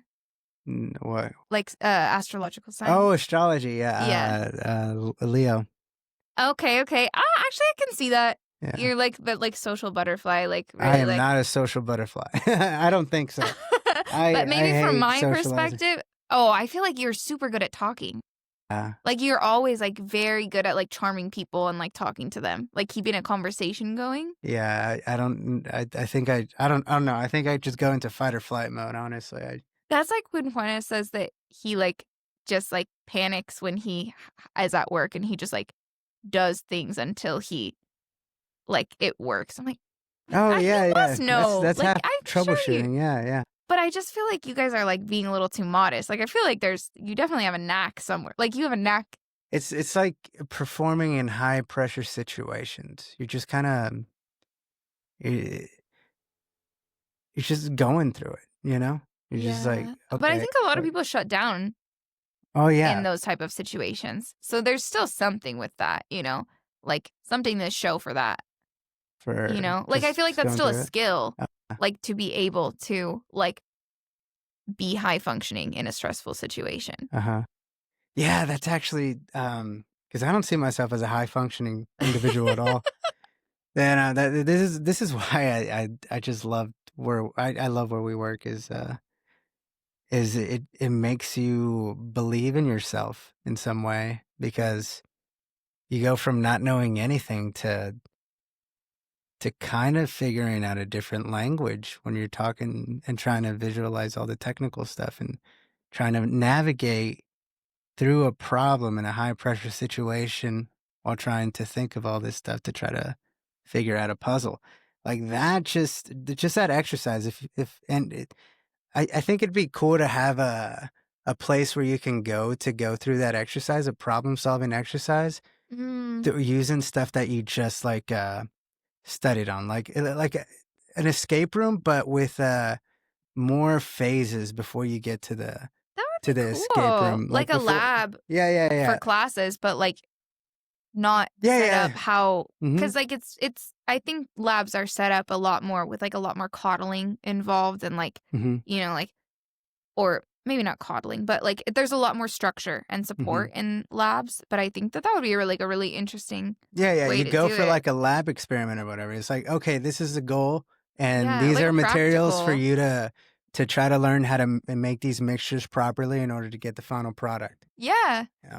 That's actually I feel like Juanes would be really he would love that. Yeah. Yeah. Yeah. Yeah. I think a lot of people I think in that like I've never been like really that's not really how my brain uh works. I think like that kind of side of like physics and that kind of side of like technical science, I guess I would say, like engineering, like my brain has never really been like oriented towards that, Yeah. but I think I don't that think it was for me because we talked about this too. We weren't really mechanical or technical guys growing up. yeah. Oh, yeah, I feel like you Yeah. said that it started with changing the alternator in your mom's car. Oh yeah, yeah, yeah. Because I hated anything having to do with Really? mechanics or anything like Yeah, that. and I Yeah. guess, yeah, that's the same with one is, like, he never really did that until Yeah.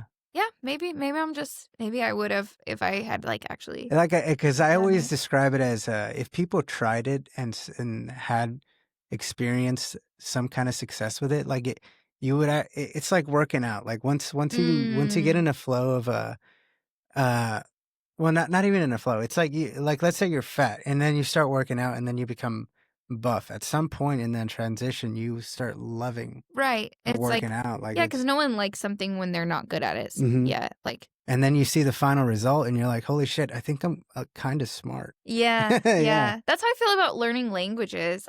There's, like, a certain point where it, like, becomes addicting, like, you feel like, "Oh my god," like, I'm fucking smart. Like, Hmm. I just, like, figured that out on my own or whatever, and, like, then you kind of hit, like but then you hit the next wall, which Hmm. I guess is, like I mean, I guess that's for with everything. Like, Yeah. you start once you hit that level, then you change the bar for yourself. Your next goal is, like, higher up and whatever, but Yeah. yeah.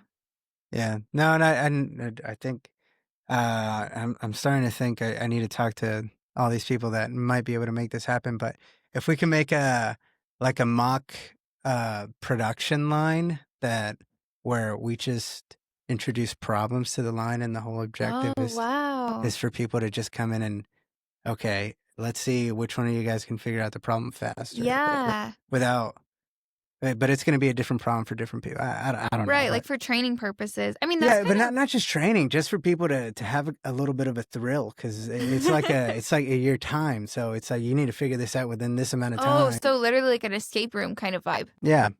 Yeah. Wow. Yeah. I feel like a lot of... I mean, I know that Juanes would like... He would probably pay money to do that. Yeah.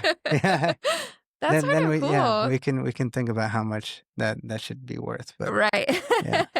Because I think it's relatively simple. Never mind. It's not simple. I just started. I mean, you have to thinking have about like a whole machine and everything, it. right? Yeah, I mean, you have to have a whole design and try to prove it out, and yeah. But I think it's doable. I think we should do it, guys. Shout out Alex Perez. Or would you actually do it within Tesla? Like, just like... Oh no, I think like this should be like a separate business. Like literally, like go to a strip mall and just. Oh, so you want Alex to fund it?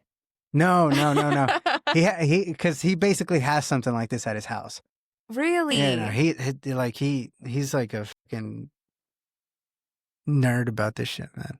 Wait, like where? I've been to their house and I never... Is it like I in don't their know. like garage or something? I have no idea. I haven't been to his house. He just describes it Oh, all okay, the time. okay. Yeah. Wow. Yeah, because he has his own PLCs. He did his own like network switches. Like Yeah, that's why I thought that you... Yeah. Wow. That's Yeah. really... And I only saw like the golf stuff. So. Yeah, he's also really interested in golf. Yeah. Yeah, no, but because I always heard Alex, like whenever I would talk to Alex or Dylan, we would always talk about, like they wanted to think about things outside of Tesla, like next step. They want to start their own business. They want to figure out like how to become independent in some way. Yeah. So they would always like drop ideas. Like in the podcast with Alex, he starts talking about this design for a machine to start plotting out different points of a designed new production line in order to make sure everything is square and precise. So whenever you start anchoring stuff down, it's like the robot is going to be able to reach all the points where it's supposed to reach. Oh. Wow, yeah, those are like the type of things that I just never in my life would ever think about, just because I've never, like I never even knew that was a problem. Yeah. That's so interesting. Wow. Yeah. Okay. Now these and yeah. I'm telling you, these guys are elite. As they say, ankle grabbers. Yeah, Yeah. there you go. I did learn about that. Shout out to ankle grabbers. Yeah, I really need my dream guest right now. I'm calling you, is Ram, to have Ram on, because we just go, we just go. Like we had like a 2-hour conversation over poop one time. Really? Yeah, just poop and how to shit properly, how to have etiquette. Wow. Yeah, I never knew what a courtesy flush was. I learned that from him. Wow. Yeah. How long do you think a podcast with Ram would go? I don't know. I think like 4 episodes. Yeah, we definitely have to put a limit to it. We have to put an alarm or something. Yeah. Yeah. Because no, these conversations just go on and on and on. And you just don't really realize, you don't really track time. I have to, just because I need to make sure this thing keeps on recording, or else we would have talked for all this time and not actually oh my God. recorded anything. That's Yeah. okay. Do you like this shit? I do. He's like, you're just judging our national drink. Beverage. Yeah. No, like I said, I just hate black licorice. It's okay. Most of my family, he like took it and had them like let them try it, and most of them did not like it. But it's funny that it's this specifically, it's just known in Colombia. Yeah, the guaro. Well, like aguardiente, but they like call it guaro. I only know all this because like I've been educated on on it all. But yeah, like the Antioqueño is like I think there's one other brand, but I don't even know it. Like I think the Antioqueño is like the really like the top most tier. popular. Yeah, I don't even know if it's top tier because like there's only because I was saying, I don't know if you know, Karol G made Cheers. Shout out Colombia. Shout out Juan Esteban. Oh man. But yeah, so Karol G made like a tequila line. And I was like, oh, Karol G? Yeah. Oh. And I was like, oh, like she should have made like aguardiente, and he was like, well, there's literally, it would be so hard for her to break into that. Like, there's so many tequila brands, but there's like 2 brands of aguardiente, and like basically if you have, like, no one will buy it if you have, like, I was like, well, like, maybe like Karol G fans would buy it, and he's like, yeah, they'd probably buy it once and then never again, Yeah, you know, like yeah, it's yeah. like just like a thing Yeah, I to could see have. that happening, yeah. And so apparently, like, I don't even know if there's a top tier, because if there's only like 2 brands, they basically have a monopoly. They can make however they want. So Do you know what it's made out of? no, I have no idea actually. Yeah. Um, yeah, that's a good question. Because All I if know it's is the only a licorice. Colombia thing, then it must be like a process native to Colombia. Probably. Yeah. Yeah, I don't know. That's a really good question. Because in Mexico, there's tequila and then there's mezcal. Yeah. And mezcal is something that I've been sleeping on all my life, I guess. Because Oh, really? You like yeah. mezcal? Oh, I love it. I love It it. like It's my makes favorite. me feel like the burn is like very specific. Like at your wedding, Yeah. everyone was taking shots of mezcal, and like I didn't want to have one, but your dad was like, no, and I didn't want to be rude, so I was like, okay. And then I was like, a little one, and he poured me a big ass shot, and I was feeling that for like 20 minutes, I swear. That's so funny. Ah, dude. Yeah, Your the dad wedding is was so awesome, by fun. the way. Shout Yeah. out G's dad. Shout out, Appa. Hey, he wants to come on. I know he does. He just That would hasn't said anything. You should have your brother. Yeah, no, he's coming on Really? in December because they're coming down for Christmas. Oh, that's so cool. Yeah. That's awesome. Yeah, that's gonna be a good one. That might go for a while. Yeah, Because I want to do it with everyone in my family, honestly. that would be cool. Yeah, with my brother, my sister, my other sister, my mom. Like I could be a Yeah. That's such a, actually, I just realized, like, that's such an interesting way, like, to have gotten to know you and Carla. Was like, I barely knew you guys when I went to your wedding, and but I like ended up meeting like so much of your families. Oh yeah, And yeah. so like I feel like that's such a cool thing, because I think normally when you don't know someone, you only like meet their family after like a while of knowing them. Yeah, But like I got to meet them all, like, well, not all, but like a lot of them, like all at once. And I Yeah. think that's pretty cool. Yeah, no, the whole thing it turned out to be super awesome. I don't know what my expectations were, but whatever they were definitely surpassed. Like it was Cool. really great, especially having like you guys out there, and like even the night before, you know how we Yeah. practiced the dance, and That was so- just really yeah. fucking everything. Right. Yeah, that like that. I wish there was a video of that. 'Cause Honestly, yeah, we should have. Maybe Alex has. Does Alex have videos of you? No, he was like, actually, he was he was in it. he was in it, man. He was in it. He was in it. Yeah. 100%. Honestly, yeah. Dedication. And That was the first day I met him. And that was my first impression of him. I was like, okay, all right. Yeah, no, I love Alex. I love it. Yeah. I am super happy that like that was such like a cool experience. Like I have like Ana and Carla, I like love them, and I Mhm. never would have met either of them if I didn't go on Yeah. that trip. And so yeah, we started like Yeah, hanging yeah, out it was on our really own. exciting when you guys got together when Yeah. one came over. Yeah, I like really admire both of them. Shout out Ana and Carla.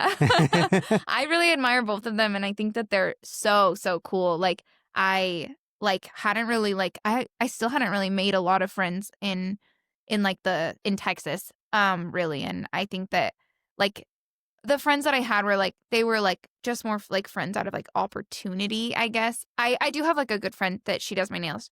That's Suki. But other than her, I really didn't have a lot of friends. And so I think that it was so cool to like meet both of them on that trip, and like really Yeah. like they are like totally the type of people that I would like want to surround myself with. Yeah, So, because I mean they're both cool as fuck. They both know how to socialize, especially Anna. Anna has like she also has a superpower. She has the superpower of yeah, socializing. she's amazing. She's so funny.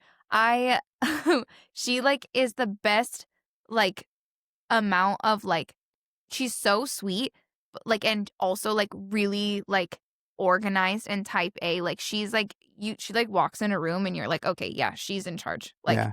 even on your wedding, she was like talking to the photographers and like making. Yeah. I was like, wait, like she literally came in the night before and she was like running the place. I was like, I Yeah. love this girl. Yeah. Carla's had the same thought. Yeah. Yeah, it's so funny. I love her. Yeah, no, she helped out a lot. She even helped out like with me, like making decisions. Like, Really? Exactly. fucking, what are we gonna do? Like, Yeah. to make a decision right Yeah, now? she's Like, she's so I love that about yeah, her. Yeah, that's yeah. awesome. Shout out Anna. Yeah, Yeah. yeah. I need to have her on here too. Yeah, yeah. She was so funny when I asked her if she was gonna listen to Alex's podcast. She was like, "We've been together for 15 years. Anything that he says on that podcast, I've already heard him say." Like, I was like, "Okay, fair enough." Yeah. Yeah, no, I know that a lot of people actually liked Alex's podcast. Like, shout out Christian. Like, he sent me a whole like thing of like why he liked it. Wow, that's cool. Because Alex went technical. Like, he got real technical at times. Uh-huh. Yeah. Yeah, I had a hard time following it. I listened to parts of it, but Yeah. No, but that's the thing about podcasts is that you just kind of fall into it's like a Russian roulette. You kind of start listening to something, maybe it grabs you, maybe it doesn't, Mhm. but then you're just like, oh, okay. Well, Yeah. like most podcasts, maybe like 10 minutes are listened to, like in total. Yeah, that's Yeah. fair. I need to work on my clips. I need to start doing clips. Oh, yeah, Yeah. getting the yeah, I feel like that's an art. I was actually just I was talking to the makeup artist at my mom's wedding, and I didn't like our conversation made me realize there's so many jobs out there that is like so much of it now is like marketing yourself on social media, and so you have to have something that like grabs someone. Mhm. Like the clips idea is Yeah. like I it's so interesting that like that's like kind of is like rules what people see Yeah. and like interact with, and like even like businesses that they use is Yeah. like all down to like what you stopped Yeah. scrolling The at. clips might be my downfall though. 'Cause I think it's a really big skill. I think editing and clips and yeah. all of that is like I think that must be a really big learning curve. Mm-hmm. Yeah. Yeah, no, it's just because if I start clipping, like especially a lot of the spicy stuff, like people are start to realize that it's like sometimes it gets spicy. Oh, well, yeah, that's I mean, Yeah. yeah. It's like the clickbait Yeah, kind of yeah. thing. Yeah, Yeah. yeah, exactly. So that I don't know. Maybe I think it'll be cool. I We'll think so. I honestly see my what favorite happens. one so far is the one that you did with the edit you did for Carlos Lara. Oh yeah, That one was great. That one was yeah. I had really just funny. heard of that song and it like I felt that song. I was like, oh fuck, I want to make a promo video for Carlos's. Yeah, it was like the perfect podcast. amount of like chaotic, but Uh-huh. like you could still like tell what was going on. It was like scratched an itch in my brain. I was like, Yeah. I could watch this forever. Yeah. Now shout out Carlos. He was here for a long time. Really? Yeah. He was here for like 8.5 hours. Just Damn. we were in it. Wow. We were in it. Yeah, no, because like I said, you just really start to get to know people in a different way. Mm-hmm. That the thing that people that you respect, because there's a lot of people that you see at work and you think they're cool. Like, oh yeah, he's a hard worker, he's smart. Okay, cool. But other than that, you don't really know shit about him. Oh yeah, you guys Right. hang out. Maybe you went to Top Golf with him at some point or whatever. But Uh-huh. there's a whole person behind that. Yeah. Yeah. That's really interesting. Yeah. Yeah. We'll see when he comes back. When he comes back, we're gonna try to beat the record. There you go. Um, Yeah, I was surprised that that you wanted me on the podcast because I think I thought it was all like Tesla people that you were doing. No, anybody. Like literally anybody that wants to come on, just let me know or let whoever that knows me know. Like I'm interested. I'm interested in people. That's cool. Yeah. See, that's why I feel like you're like a social. Maybe you're not a social butterfly from your standards, but I feel like that's like It's more like in everyone is. group type situations, I guess. Then Yeah. it's like, yeah, that's fair. Yeah. That's fair. I guess I only saw you also like amongst people that you were really close with. Uh-huh. So I haven't really seen you in a group of strangers. Yeah, it also depends on whether or not they speak English. Oh. Because I still because I can speak Spanish like pretty well, but You're not as confident. yeah, in it? yeah. It's just I don't. Are you also like amongst people that you were really close with? Uh-huh. So I haven't really seen you in a group of strangers.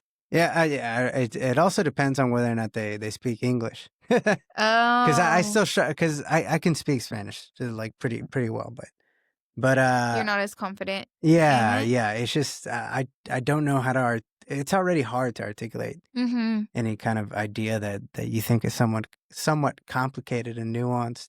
And I think it's a skill that you develop. And I just feel more developed in English than I am in Spanish. And especially in social situations where you don't have that time afforded to you to really start to dig into something. Cause Right. like I said, it's a group people. So you have to talk to this person, but you also, have to mingle around over here and get to know this person or whatever. But I don't know. Maybe I should just focus on one person the whole the whole time. Yeah, that's hard though.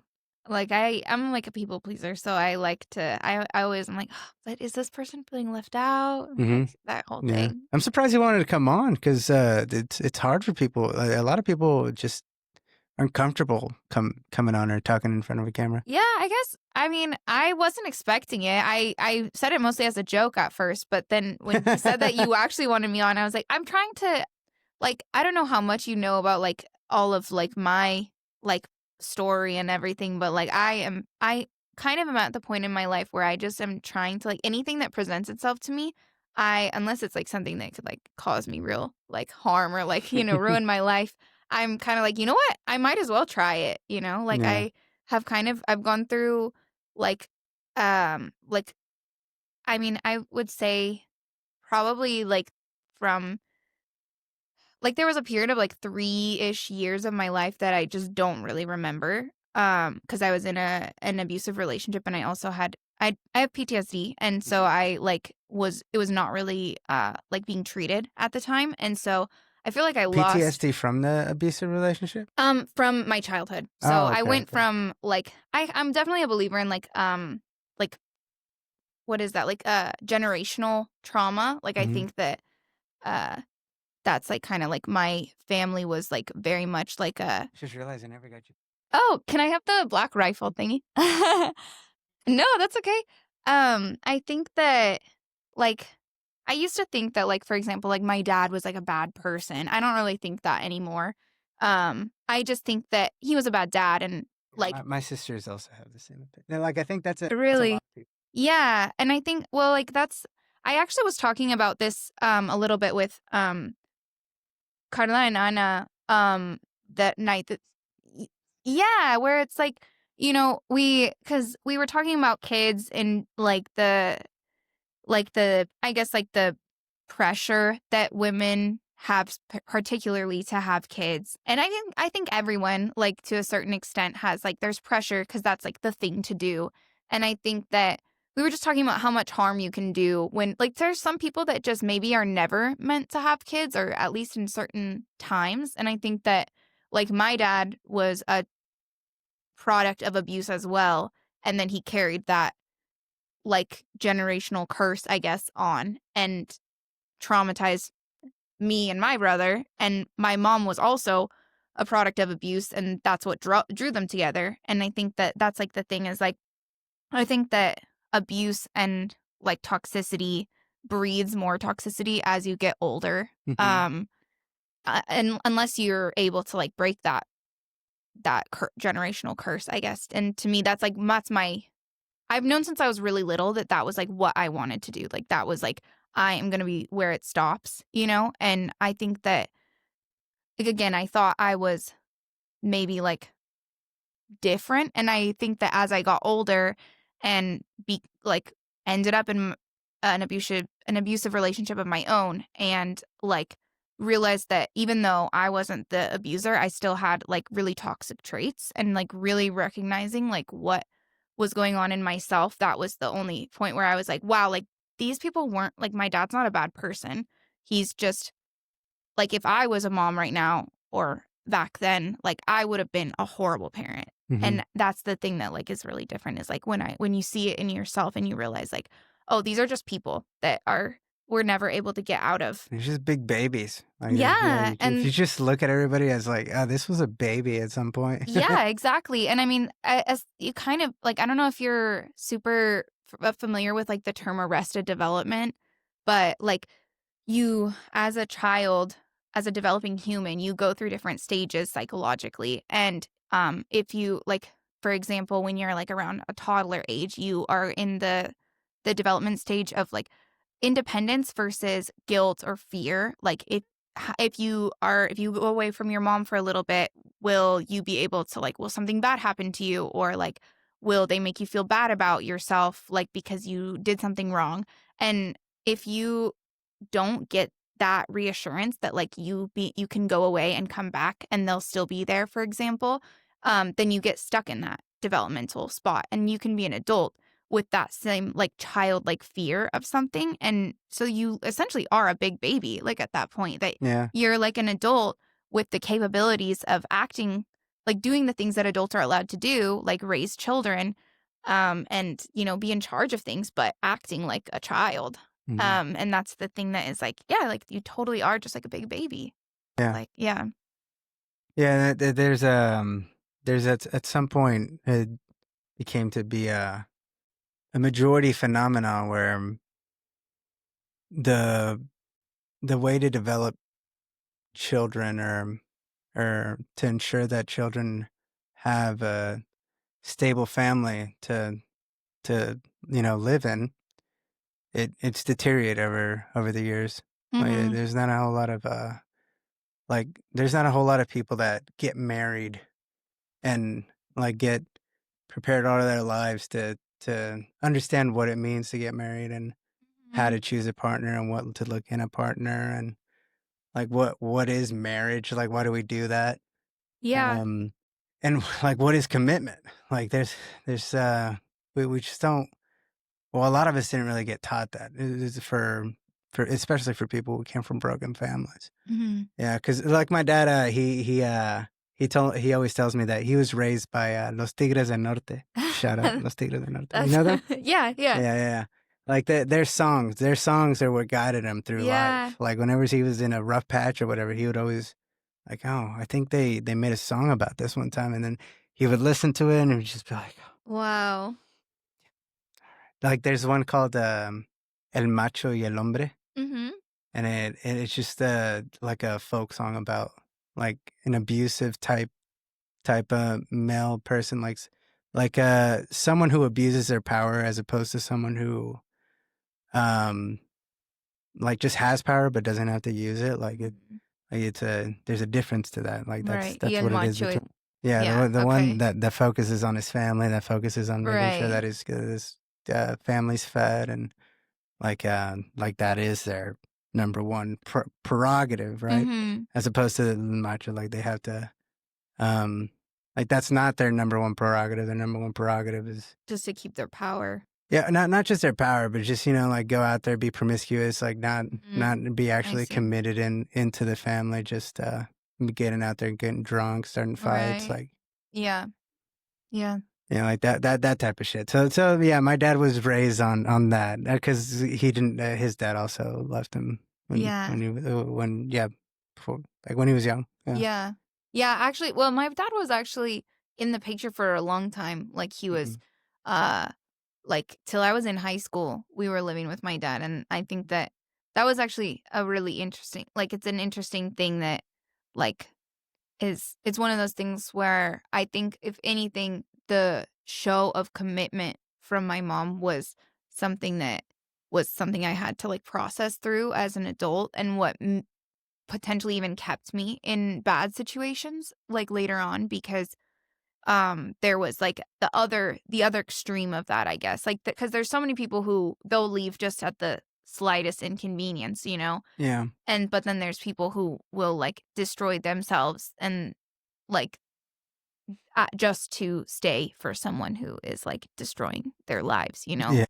making their life a living hell. And I think and that was also, I mean, I think that a religion has a lot to do with like the staying even in through like really bad relationships and stuff. But Yeah. Like like you're saying that religion helps I guess a like, commitment last. yeah, well, like that was like one of the main reasons that my mom stayed in like that abusive relationship for so long, is because she Hmm. was kind of told by people in the church that like she had to Suck it like up, I guess. yeah, and Yeah. like basically like stay there and help my dad become like basically essentially wait, and like eventually God would like change him or something. But uh and I mean, not to, if anyone, I don't, everyone can have, I think that religion can help a lot of people, but in my perspective, I think that I, it's not, change isn't something that comes spontaneously. It's something that you have to actually want. And like, my dad didn't actually want to change until his life he was at, rock bottom. Mm-hmm. Everyone had left him. And then he realized that he needed to change. And Yeah. he's a very different person now. But I don't think that that's something that can just spontaneously happen just because, you pray for it or something. Yeah. Like that. Yeah, I think a lot of men for a while now have lacked a whole lot of guidance as to like what a man should be, Mhm. you know? Yeah, definitely. Yeah. Well, especially within the last like 20 years or so, like more of it has been more of a like toxic masculine, like you should be ashamed to be a man. Like that's Mhm. more of the vibes Yeah. that have been given to especially young people nowadays. But I think that's starting to change. Like I think more people, like adults, like male adults, are starting to at least try to mentor Mhm. more And people be and more try in to. touch with emotions. I mean, that's what I think. I think that a lot of people um I think there's like a perception that feminism is like about, women flipping the script or something and like them becoming the ones that are in power. But to me, like I see feminism as something more as like the patriarchy hurts everyone. Hmm. And like the systems that are in place that keep men thinking that they can't talk about, you know, their emotions, um, them feeling hurt, uh feeling like they have to be like a certain way. I think that it's just it's the same system that keeps both genders, I guess, like in the spot that they're at. And I think that like the reality is that it's no, you're good. Thank you. Um, I think that that's just like something that everyone being like a little bit more like self-aware and like emotionally intelligent would just bring us so much further, I Hmm. think. Well, I guess yeah. What's the difference between being emotionally intelligent and being in touch with your emotions? I mean, I guess you can be in touch with your emotions and like recognize them, but act off of them and do shitty things because of that. But I think emotional intelligence is like recognizing when your emotions are steering you to like take it out on other people. Like you can be aware that you're angry but still take it out Hmm. on someone, whereas emotional intelligence I think has more to do with recognizing that you're angry but that it doesn't have to do with the person that you come home with or come home to. Like it has to Or do with what like happened earlier. would emotional discipline like be under the same category? So yeah, yeah, I think for sure. Like, yeah, being able to, yeah, I mean that's the difference between again like the big baby, like being like because I mean toddlers don't really know how to if you take their juice or whatever, like they're gonna have the same reaction Yeah. as if like something really traumatic happens in front of them because they have no ability to uh like say like oh this situation doesn't merit that reaction, it's all the same to them, and that's like if you get stuck in that then you become an adult that does that and you can do a lot more damage than like a 2-year-old or whatever that's acting like that. Yeah. Yeah. Yeah. Yeah. No, I think, yeah, we should definitely learn to have more control over our emotions and, uh, well, like you said, recognize them Mhm. and figure out how to use. I mean, you could always use an emotion for good. Like Yeah. in high school, when I started working out, I was in a relationship, and at some point, like something happened in the relationship that really made me mad, like really mad. Like I can't remember the last time I was so mad. Really? Yeah, but I was so sick too. Like oh, like I was so sick. Like everything hurt. I couldn't breathe out of my Oh my nose. I god. was coughing all over the place, and but I got so mad that I got up out of the bed, and also, mind you, it was like a blizzard outside. It's like the roads are ice. Like you can't really go, like you can't go anywhere. Uh-huh. But I just started pacing, and I was like, I grabbed my gym bag and I told my mom, "Hey, I'm going to the gym." And I went to the gym, and to this day, it's probably the best workout I've ever had in my life. Really? Like I turned into a psycho in there. Like Yeah, legit, I did not give a shit about anything. I felt like Hulk walking in there and really. just let it go, and it was amazing. I remember it to this day. Yeah. It was a great time. Yeah. No, yeah, exactly. I think that that's a great example of like, just having like an emotional outlet for yourself. And Hmm. because I think a lot of people also think of like or like, I think you said emotional discipline as like just pushing things down, but eventually it's gonna come out. Like if you don't have anyone to talk to about those things, like it's gonna just come b- out in other ways, because Yeah. you can only push things down for so Yeah, long. especially for guys. Like they really need Yeah. to this is another reason why I like jujitsu, is that I think it's And a a great great way outlet. to really just fucking let it out, you know? Yeah. Yeah. No, yeah, I agree. Like when his mom was going through chemo, that was like something that was like it made a huge difference for him being able to go to BJJ or like honestly do anything just like physical to like get the stress like out of his system in Mhm. a like physical way. It was like I guess I'm like that, but more when I'm like angry. When I'm sad, I like don't want to do anything. But Yeah. I yeah. know that's the other thing. It was funny as a kid, whenever I would get sad, I would get mad. Like Mm. I would get really mad. I think that's also how boys are socialized though. Yeah. Like I think it's more socially acceptable for a boy to be mad than sad, Yeah. Yeah. especially as you get older. Yeah, yeah. Well, Yeah. I don't know if it was, I don't know where like I got it from. I just remember feeling like you're fucking sad. Like what? Dude, Yeah. dude, dude, dude.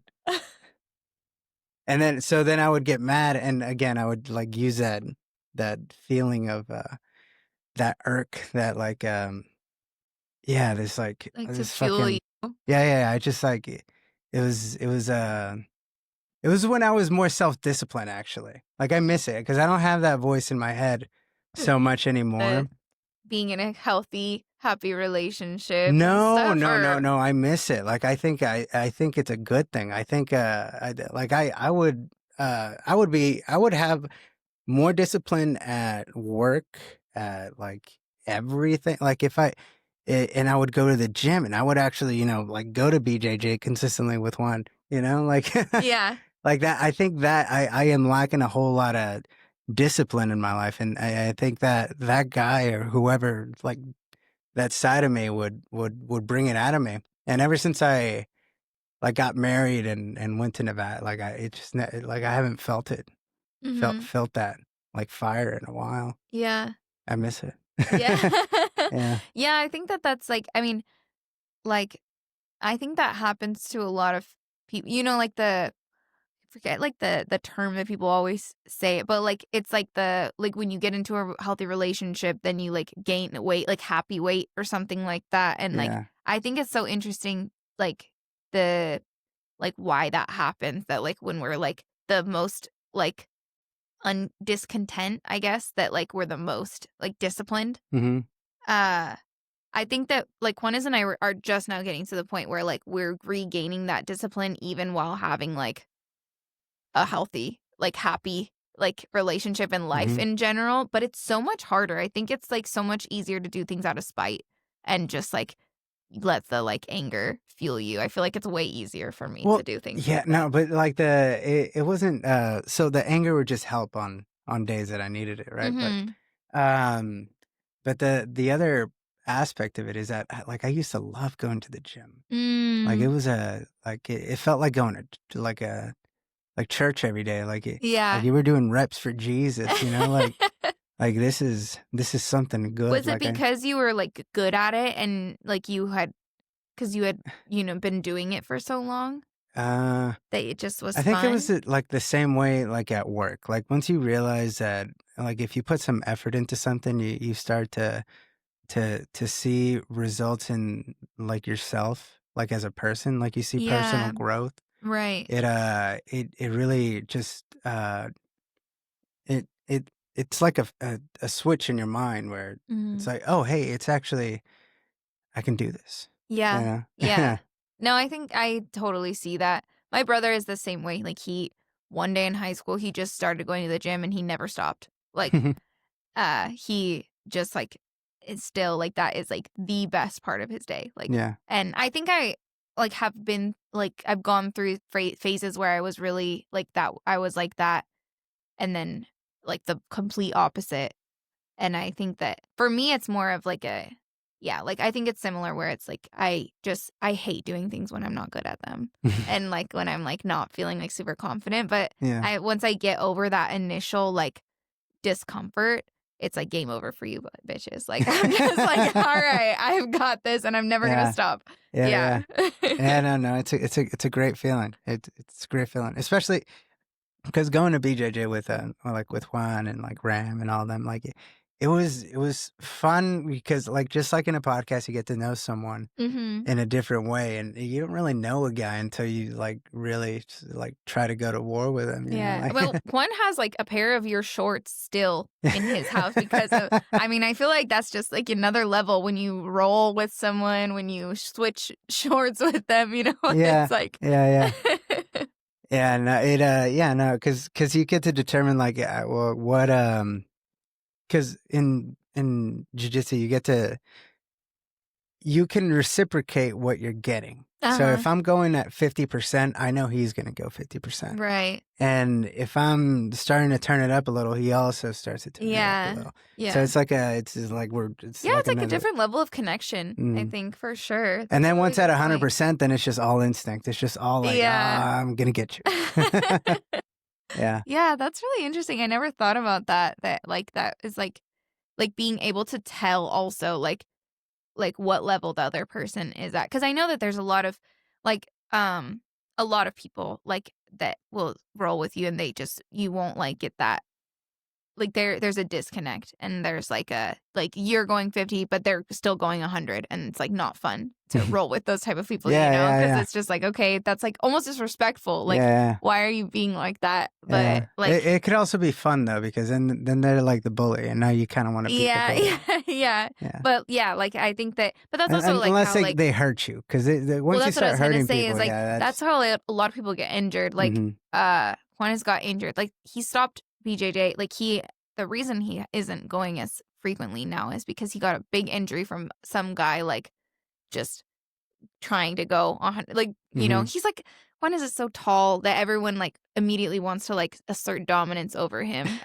when they're rolling and they're like going he's like going 50 and the other guy is like come on. And Yeah, yeah, he injured him and then he hasn't really been back very yeah. consistently since. No, we're trying to go back. We're trying to get this. Yeah, the fight. Yeah, they were trying to get them. I want them to do a jiu-jitsu match because I think That would be cool. it would be more fair than. It's not as flashy, but I think Mhm. it's cool. Yeah, it's a good way to really, I guess, because each one has its advantage, right? Right. Like one guy is bigger and he has the weight advantage, and the other guy, like you would assume that he has more stamina, you know, like Mm-hmm. he could last more. Uh-huh. Also Um, less risk of concussion. mm. Yeah, no, but I think like, if this happens, this will probably be here, honestly, on this map. Oh my god. Yeah, Okay. yeah, it's Are you it'd gonna be sell interesting. tickets? Huh? Are you gonna sell No, tickets? no, I don't know. I don't know what they're having. I doubt they'll actually agree to jujitsu. But I want them to. I think So that would be cool. yeah, Also from like a don't give yourself brain damage. yeah. Also, like I think it should be more of a regular thing. Yeah. Like we should do that more often. Like even if you don't hate the other person, like I think it'd be interesting to Right. see Yeah. like two guys going at it, just see who's better. Like Yeah. in that sense. All right. I like that. I like know that some healthy Funes would be competition. like one of the first people that he would do that with you Yeah, immediately. yeah, 100%. Yeah, he's Yeah. done. And more like I don't know. I think it'd be fun if like it was all like a consistent thing between a lot of people, or like any kind of community forming Yeah. type shit.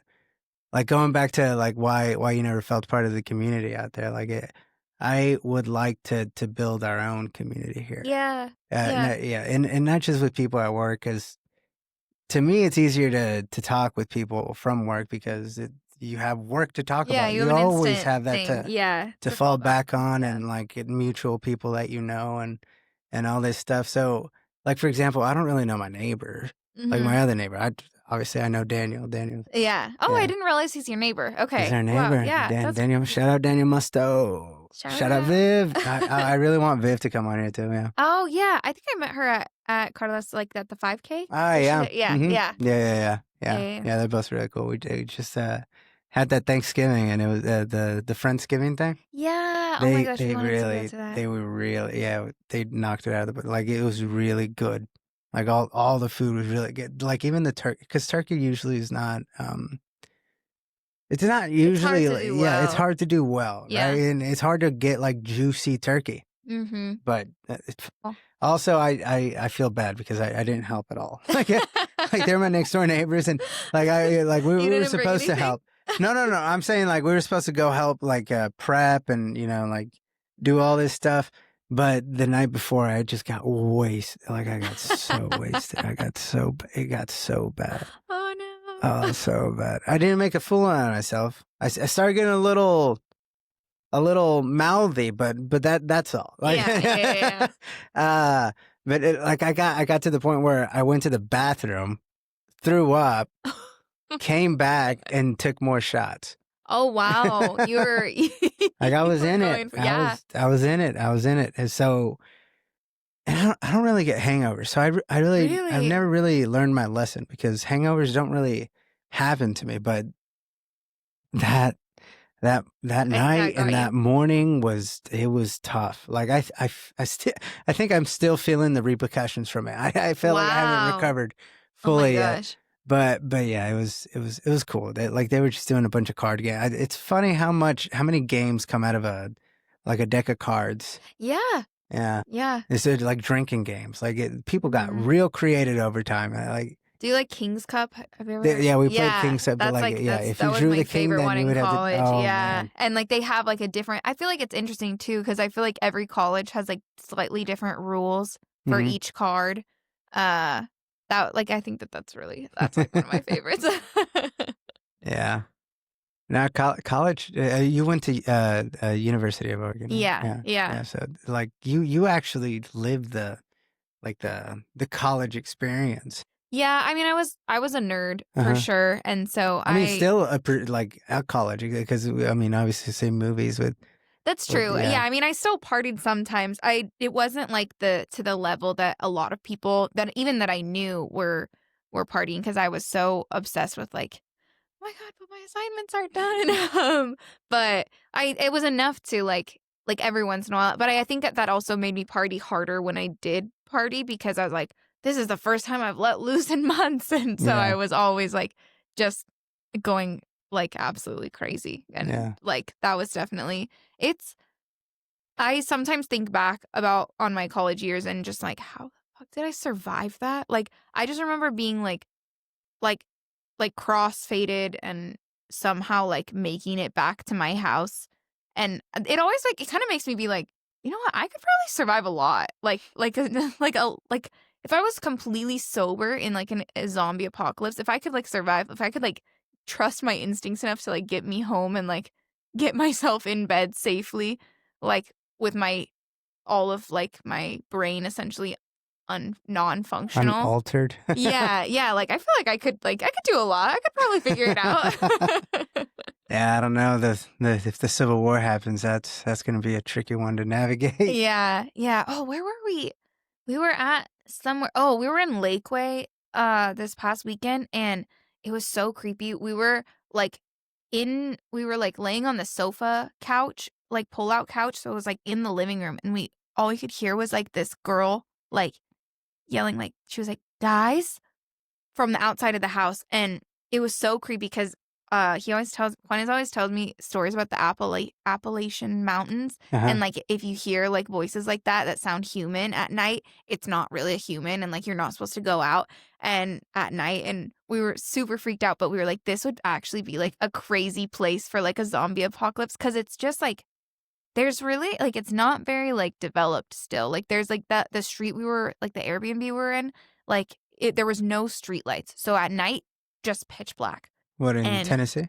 no, it's Lakeway and like Lakeway. right Yeah. by like Austin. Oh, okay. It's like northish west from here. Sorry, I didn't like my little never eat trended week. But yeah, we were just staying there for because my mom's wedding was up like more in that area, so we didn't have to drive back. And also his family lives in Temple, so we just kind of like that was our little home base. But yeah, I was like that. If you ever go there, it like you should. It kind of feels like, especially at night, like it kind of feels like a zombie apocalypse kind of vibe, like where there's no more like electricity and stuff. It's kind of weird. Yeah, it feels. I would because I assume the people that do live there, they all know each other. They all kind of have to know each other. Yeah, right? so you feel even more weird. Yeah, like, or I don't know. there. Maybe you do feel more protected, I guess, because if anything weird happens, Maybe. everybody would just call each other. That's true. That's like, true. Hey, did you see this fucking thing over at Richard's house? Fucking. But also, it kind of feels like almost like Get Out or something, where like everyone knows something that you don't. Yeah, like, 100%. Yeah, you're definitely not like it. I wouldn't. I don't know. Maybe they're nice, but I don't think like if tourism isn't what that little town is known for, like they're not wanting outsiders. It's just don't fuck around over here. Like we'll put you in jail. yeah, it was kind of creepy. Yeah, I've never been to the Appalachians, but like the one is really, really into like folklore and like scary movies and stuff like that. So we watched like a whole YouTube video one time about like scary things that like stories from the Appalachians. I was like, I'm never going there. What the fuck? Yeah, I used to be really into that stuff too. Like I really got into like the Illuminati and the music industry and how they kind of put subliminal messages and did songs you ever and like stuff. get into like the Diddy stuff, or was that like did you not? I just assume the Diddy stuff is the same thing that's happening with the Epstein stuff, only that it's like control through like music, through any kind of like that like type Hollywood of media. kind Hollywood of filtering. music. It's like it's also disgusting out there. Yeah, and it's crazy that he like kind of got a slap on the wrist.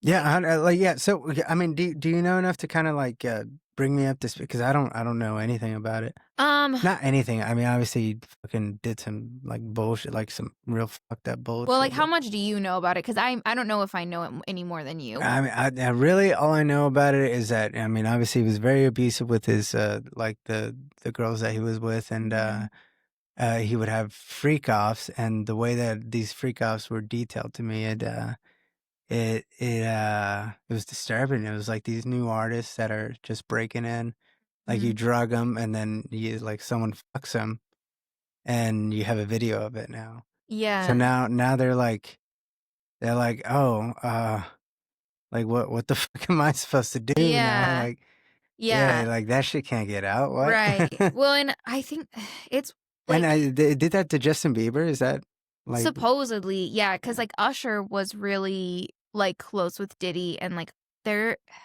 it's super weird. It's like another one of those things where you look back and like, because apparently like when Justin Bieber was first like I want to say maybe like 2012, let's say, like when he was pretty new to the scene, his mom gave Usher like temporary guardianship over him for like 48 hours or something like that, which is such a weird thing. Like I can't think of any situation where that would be necessary.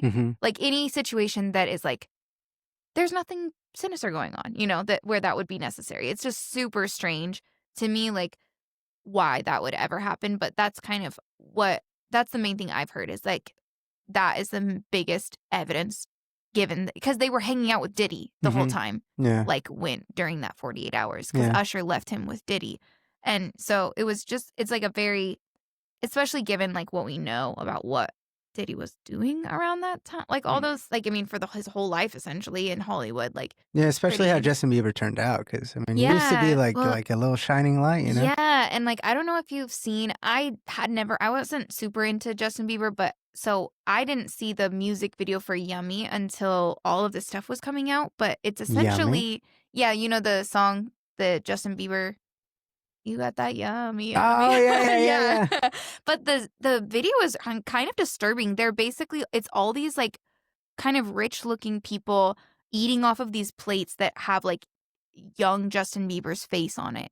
And they're like kind of eating in like slightly like sexual ways. Like it's a lot of like tongue and like very like especially knowing what we know now, it's really disturbing to look back on. And then this is another thing where I'm like someone could have just put this together and like clipped together, but I saw a clip that was supposedly him at like on the set of Yummy, like just completely breaking down and like crying and if that was like I could see that being like real, considering like what that could have potentially meant to him, like that Hmm. video, like that's like really, really disturbing. Yeah, he's super religious now.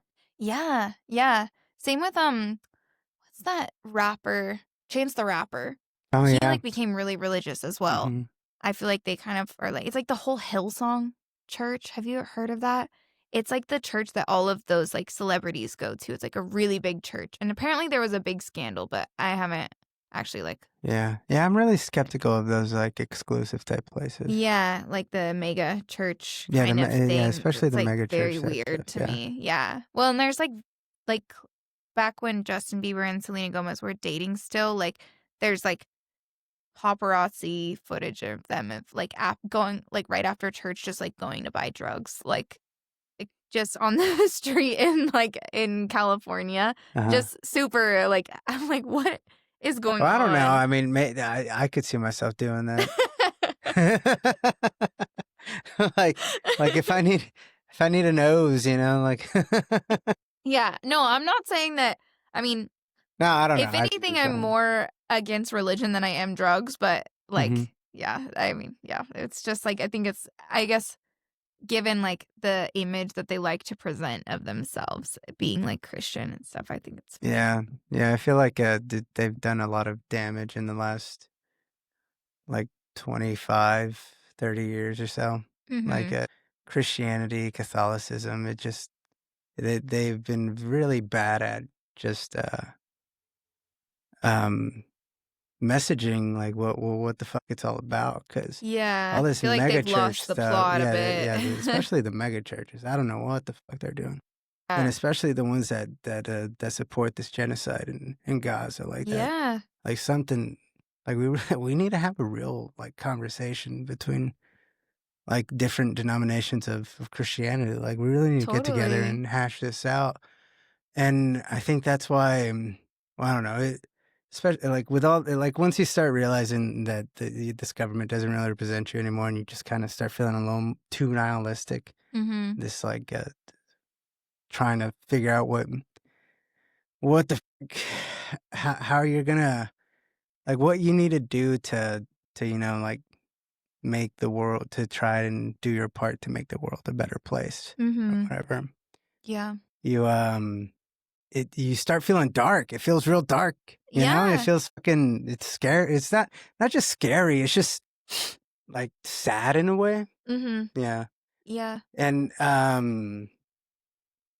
so I think whenever you get to that point, like that's a lot I think religion has been catching a lot of people in that like they start this search for meaning, and like it just guides them to God. Mhm. And like recently, especially with the younger generation, like the younger generation has been very like outspoken about their like faith. Yeah, I do notice that like like a lot of influencers is specifically being like pretty uh I guess like that's just like part of like even that's if that's not if they're not like a religion influencer, like that just is part of who they are as a person. Like it's less of like I feel like it used to be a little bit more taboo to like talk about like at least like I'm trying to think of like celebrities growing up like on Disney Channel. Like I don't feel like they talked about like No, no. And being like a certain religion necessarily. yeah, and I think like a lot of it has to do with just like this terror. Like to me, I'm still very hung up on the Catholic Church protecting the priests that were Yeah. raping kids. Yeah. Well, and I think that to me it's kind of to me it's particularly disturbing the amount of people who I feel like they want the government almost to be a theocracy. Like I don't really personally care what you believe in on your spare time, but when you start pushing the government to like pass laws and regulations based on your personal beliefs, that's where I kind of like get like a little like like that's kind of supposed to be like that's, like, kind of the whole thing about the US is, like, separation of church and state. Like, Hmm. that I feel like that's been, like, one of the main selling points for a long time about the US, and, Yeah. like, Well, they religious freedom Yeah, is. exactly, and I think that, like, obviously, there are certain moral lines that we can all agree on, like, not murdering people, not hurting people, and, Yeah, like, but those where are where do fair. we get those morals from? Yeah, that's a really good question. I think Yeah. that, like, a lot of people, like use that as like a point to like say like towards that like religion I guess is like uh like there's like a proof of God that like there's a general like studies have shown that like humans have a general like moral like innate moral compass to a certain extent, Mhm. but I think to me I personally just think that Oh, like like humans are born with it? yeah, like, there's, like, studies that have shown that I mean, maybe not I don't know if they're born with it because it's really been more on adults, but, like, there have been studies where they've kind of shown, like, different, they've given people different, like, specific, like, situations to go through and what they feel as, like, generally, like, just versus unjust and, like, things and, like, morality.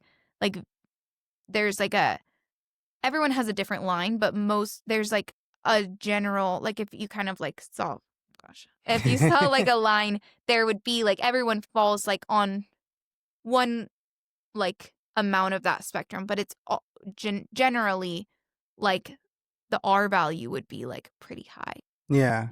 R squared, I guess. Yeah, but I guess, it still goes back to that because these are adults, I assume that kinda, Right, like, share is so, that like, it some sort really of, like is, like, is it their environment? Is, like, yeah, what about their environment made them have that, view of morality? right, like, if someone was just raised by wolves, essentially, like, what kind of morality would they have? That or, I mean, just, if we wanna keep it with religion, if you get brought up thinking that you're, like, a superior race Yeah.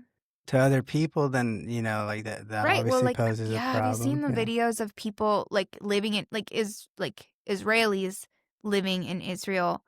Like, there have been some really disturbing videos where it's pretty clear that they have been so brainwashed by their their government, their state, like, everything that they think that it's okay, that there are literal children, Mhm, like, innocent people that are being and they just, like, yeah, they're mutts, they're animals. Like, mhm. that is so wild to me, and I They're think that Amalek is what they call it, yeah, the yeah, derogatory, like, the really. right, and I think that's, like, that's probably a really strong indicator that, like, human morality can be easily manipulated. Mhm, I mean, even just like the Holocaust as an example as well. There's like a lot of people that I mean, they knew they maybe didn't know that like some people probably had a some level of plausible deniability that they can claim, but people knew what was happening. I mean, it's similar to what's happening in like communities that are being deported right now. Like the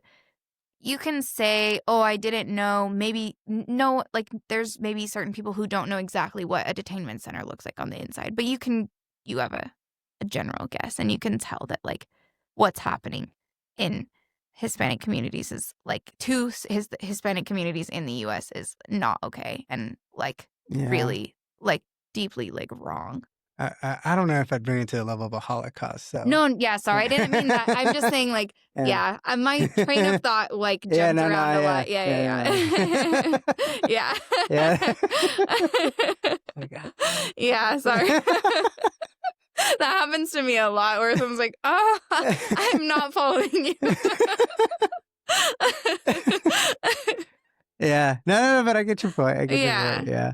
Yeah, no, but yeah, but yeah, I mean, because going back to, because if you're like, because right now the Pope is an advocate of like the fair treatment of immigrants, and you can't just Yeah. separate families and Yeah, all I this saw that stuff. a Yeah. lot of, or maybe not a lot, but, like, at least there were, and maybe it was just that since the Pope did it, then that puts pressure on, like, other Catholic churches to also, like, stand in opposition with, like, the treatment of, like, Hmm. immigrants right now. Is that Yeah, but not just like the Catholic churches, but also like Catholics in general. Like it, mhm. yeah, because like the Pope is supposed to be like the shepherd, right? Like Right, and, the. like, people are supposed to go based off of what their church Hmm. is, like, generally saying, or, like, their priest. I Hmm. didn't grow up Catholic, so I don't know. Yeah, no, I mean, well, I think it's different for a lot of people because you can grow up with faith without really paying attention to what it is that they're saying or whatever. Mhm. But you just grow up in this environment where like people are just taking these ideas and like truly believing in them in a like in the realest way that they can. So as a kid, it's like someone telling you that. I'm not trying to equate the two, but like growing up and believing in Santa Claus. Yeah. Like imagine having that real belief in something like this hope, this like, oh wow, this like supernatural being that cares enough about children to make sure that they have a gift on at least on one day out of the year, you know? Mm, Like it's a good feeling. It's like going back to this morality thing, it kind of shows you what like the value of giving, right? yeah. Like growing up as a kid and just feeling that everyone around you truly believes in this stuff and you allow yourself to try to lend yourself to it, then it is like an emotional experience. Like as a kid, I remember going because my aunt used to be a nun. Used to be. Oh, She okay. she Yeah. she got out and now she's married and like now they have a bunch of kids and Yeah. I love her. Shout out mi tía Meli. um, but we went to go visit her in Mexico in her convent and like I don't know what about it, but they served us food and it's generally the type of food that I hate, like lentejas. You don't like Like, oh, lentejas? I hate lentejas. I I hate think that it shit probably so much. depends also on how it's, like, prepared. Like, there's Yeah. some good ways of Yeah, yeah, not so great 100%. ways. Because when I had them there, oh my God, Really? You it liked was it? so good and just like talking with them and like my aunt sitting next to me, like we were just like uh like I get to see her like in action, you know? Like it was Really kind of cool. cool. And then we went in to go pray and during the prayer they ask whoever wants to say something, they can say something. And for some reason I felt like saying something. Mm. Like I felt like in my heart, like I had something to say. And so I started like giving thanks for certain things and for being there and then for being able to be with my aunt. And I got like super emotional. I started crying and yeah. And then my aunt grabbed me like like to me, that was a very formative moment as a child, just being able to feel gratefulness Yeah. like what that means. Like it was just simple because it's not something extravagant. They weren't in some extravagant place. Like the Right. food that they gave us wasn't like 5-star type shit. It was Yeah. lentejas Yeah, and it exactly. was the best shit ever. It was the best I've ever had. So that at that moment that like I think I've experienced the power of faith as a kid. Right. Like, when And it's all of the, like, like, the mega church, like, that kinda all that stripped away, and, like, that's, like, faith in, like, its purest form, kind of, mhm. in, like, that situation Yeah, that you especially as a kid experienced. being just innocent and ignorant Yeah. to a lot of things. It's easy to I would say it's easier to lend yourself to that type of stuff. Mhm. And but as you grow older and you take in more information and You get then more like jaded. yeah, and get more jaded and get caught up in life, you don't really think about it. And I don't know, I think you get to a point where or you feel like that something like that is missing. Like you feel like, especially if you feel depressed or just like feel like there's no point of living, like Yeah. when you get to that point, then you are missing something. You're missing something in your heart, in your spirit, Yeah. and whatever it is that you're experiencing, but you are missing something. Yeah. So, and right now, given that depression is such a huge, huge, huge thing, I think that's also driving a whole lot of the revival of faith in a lot of Yeah. people. I'm curious. So, what you bringing that up?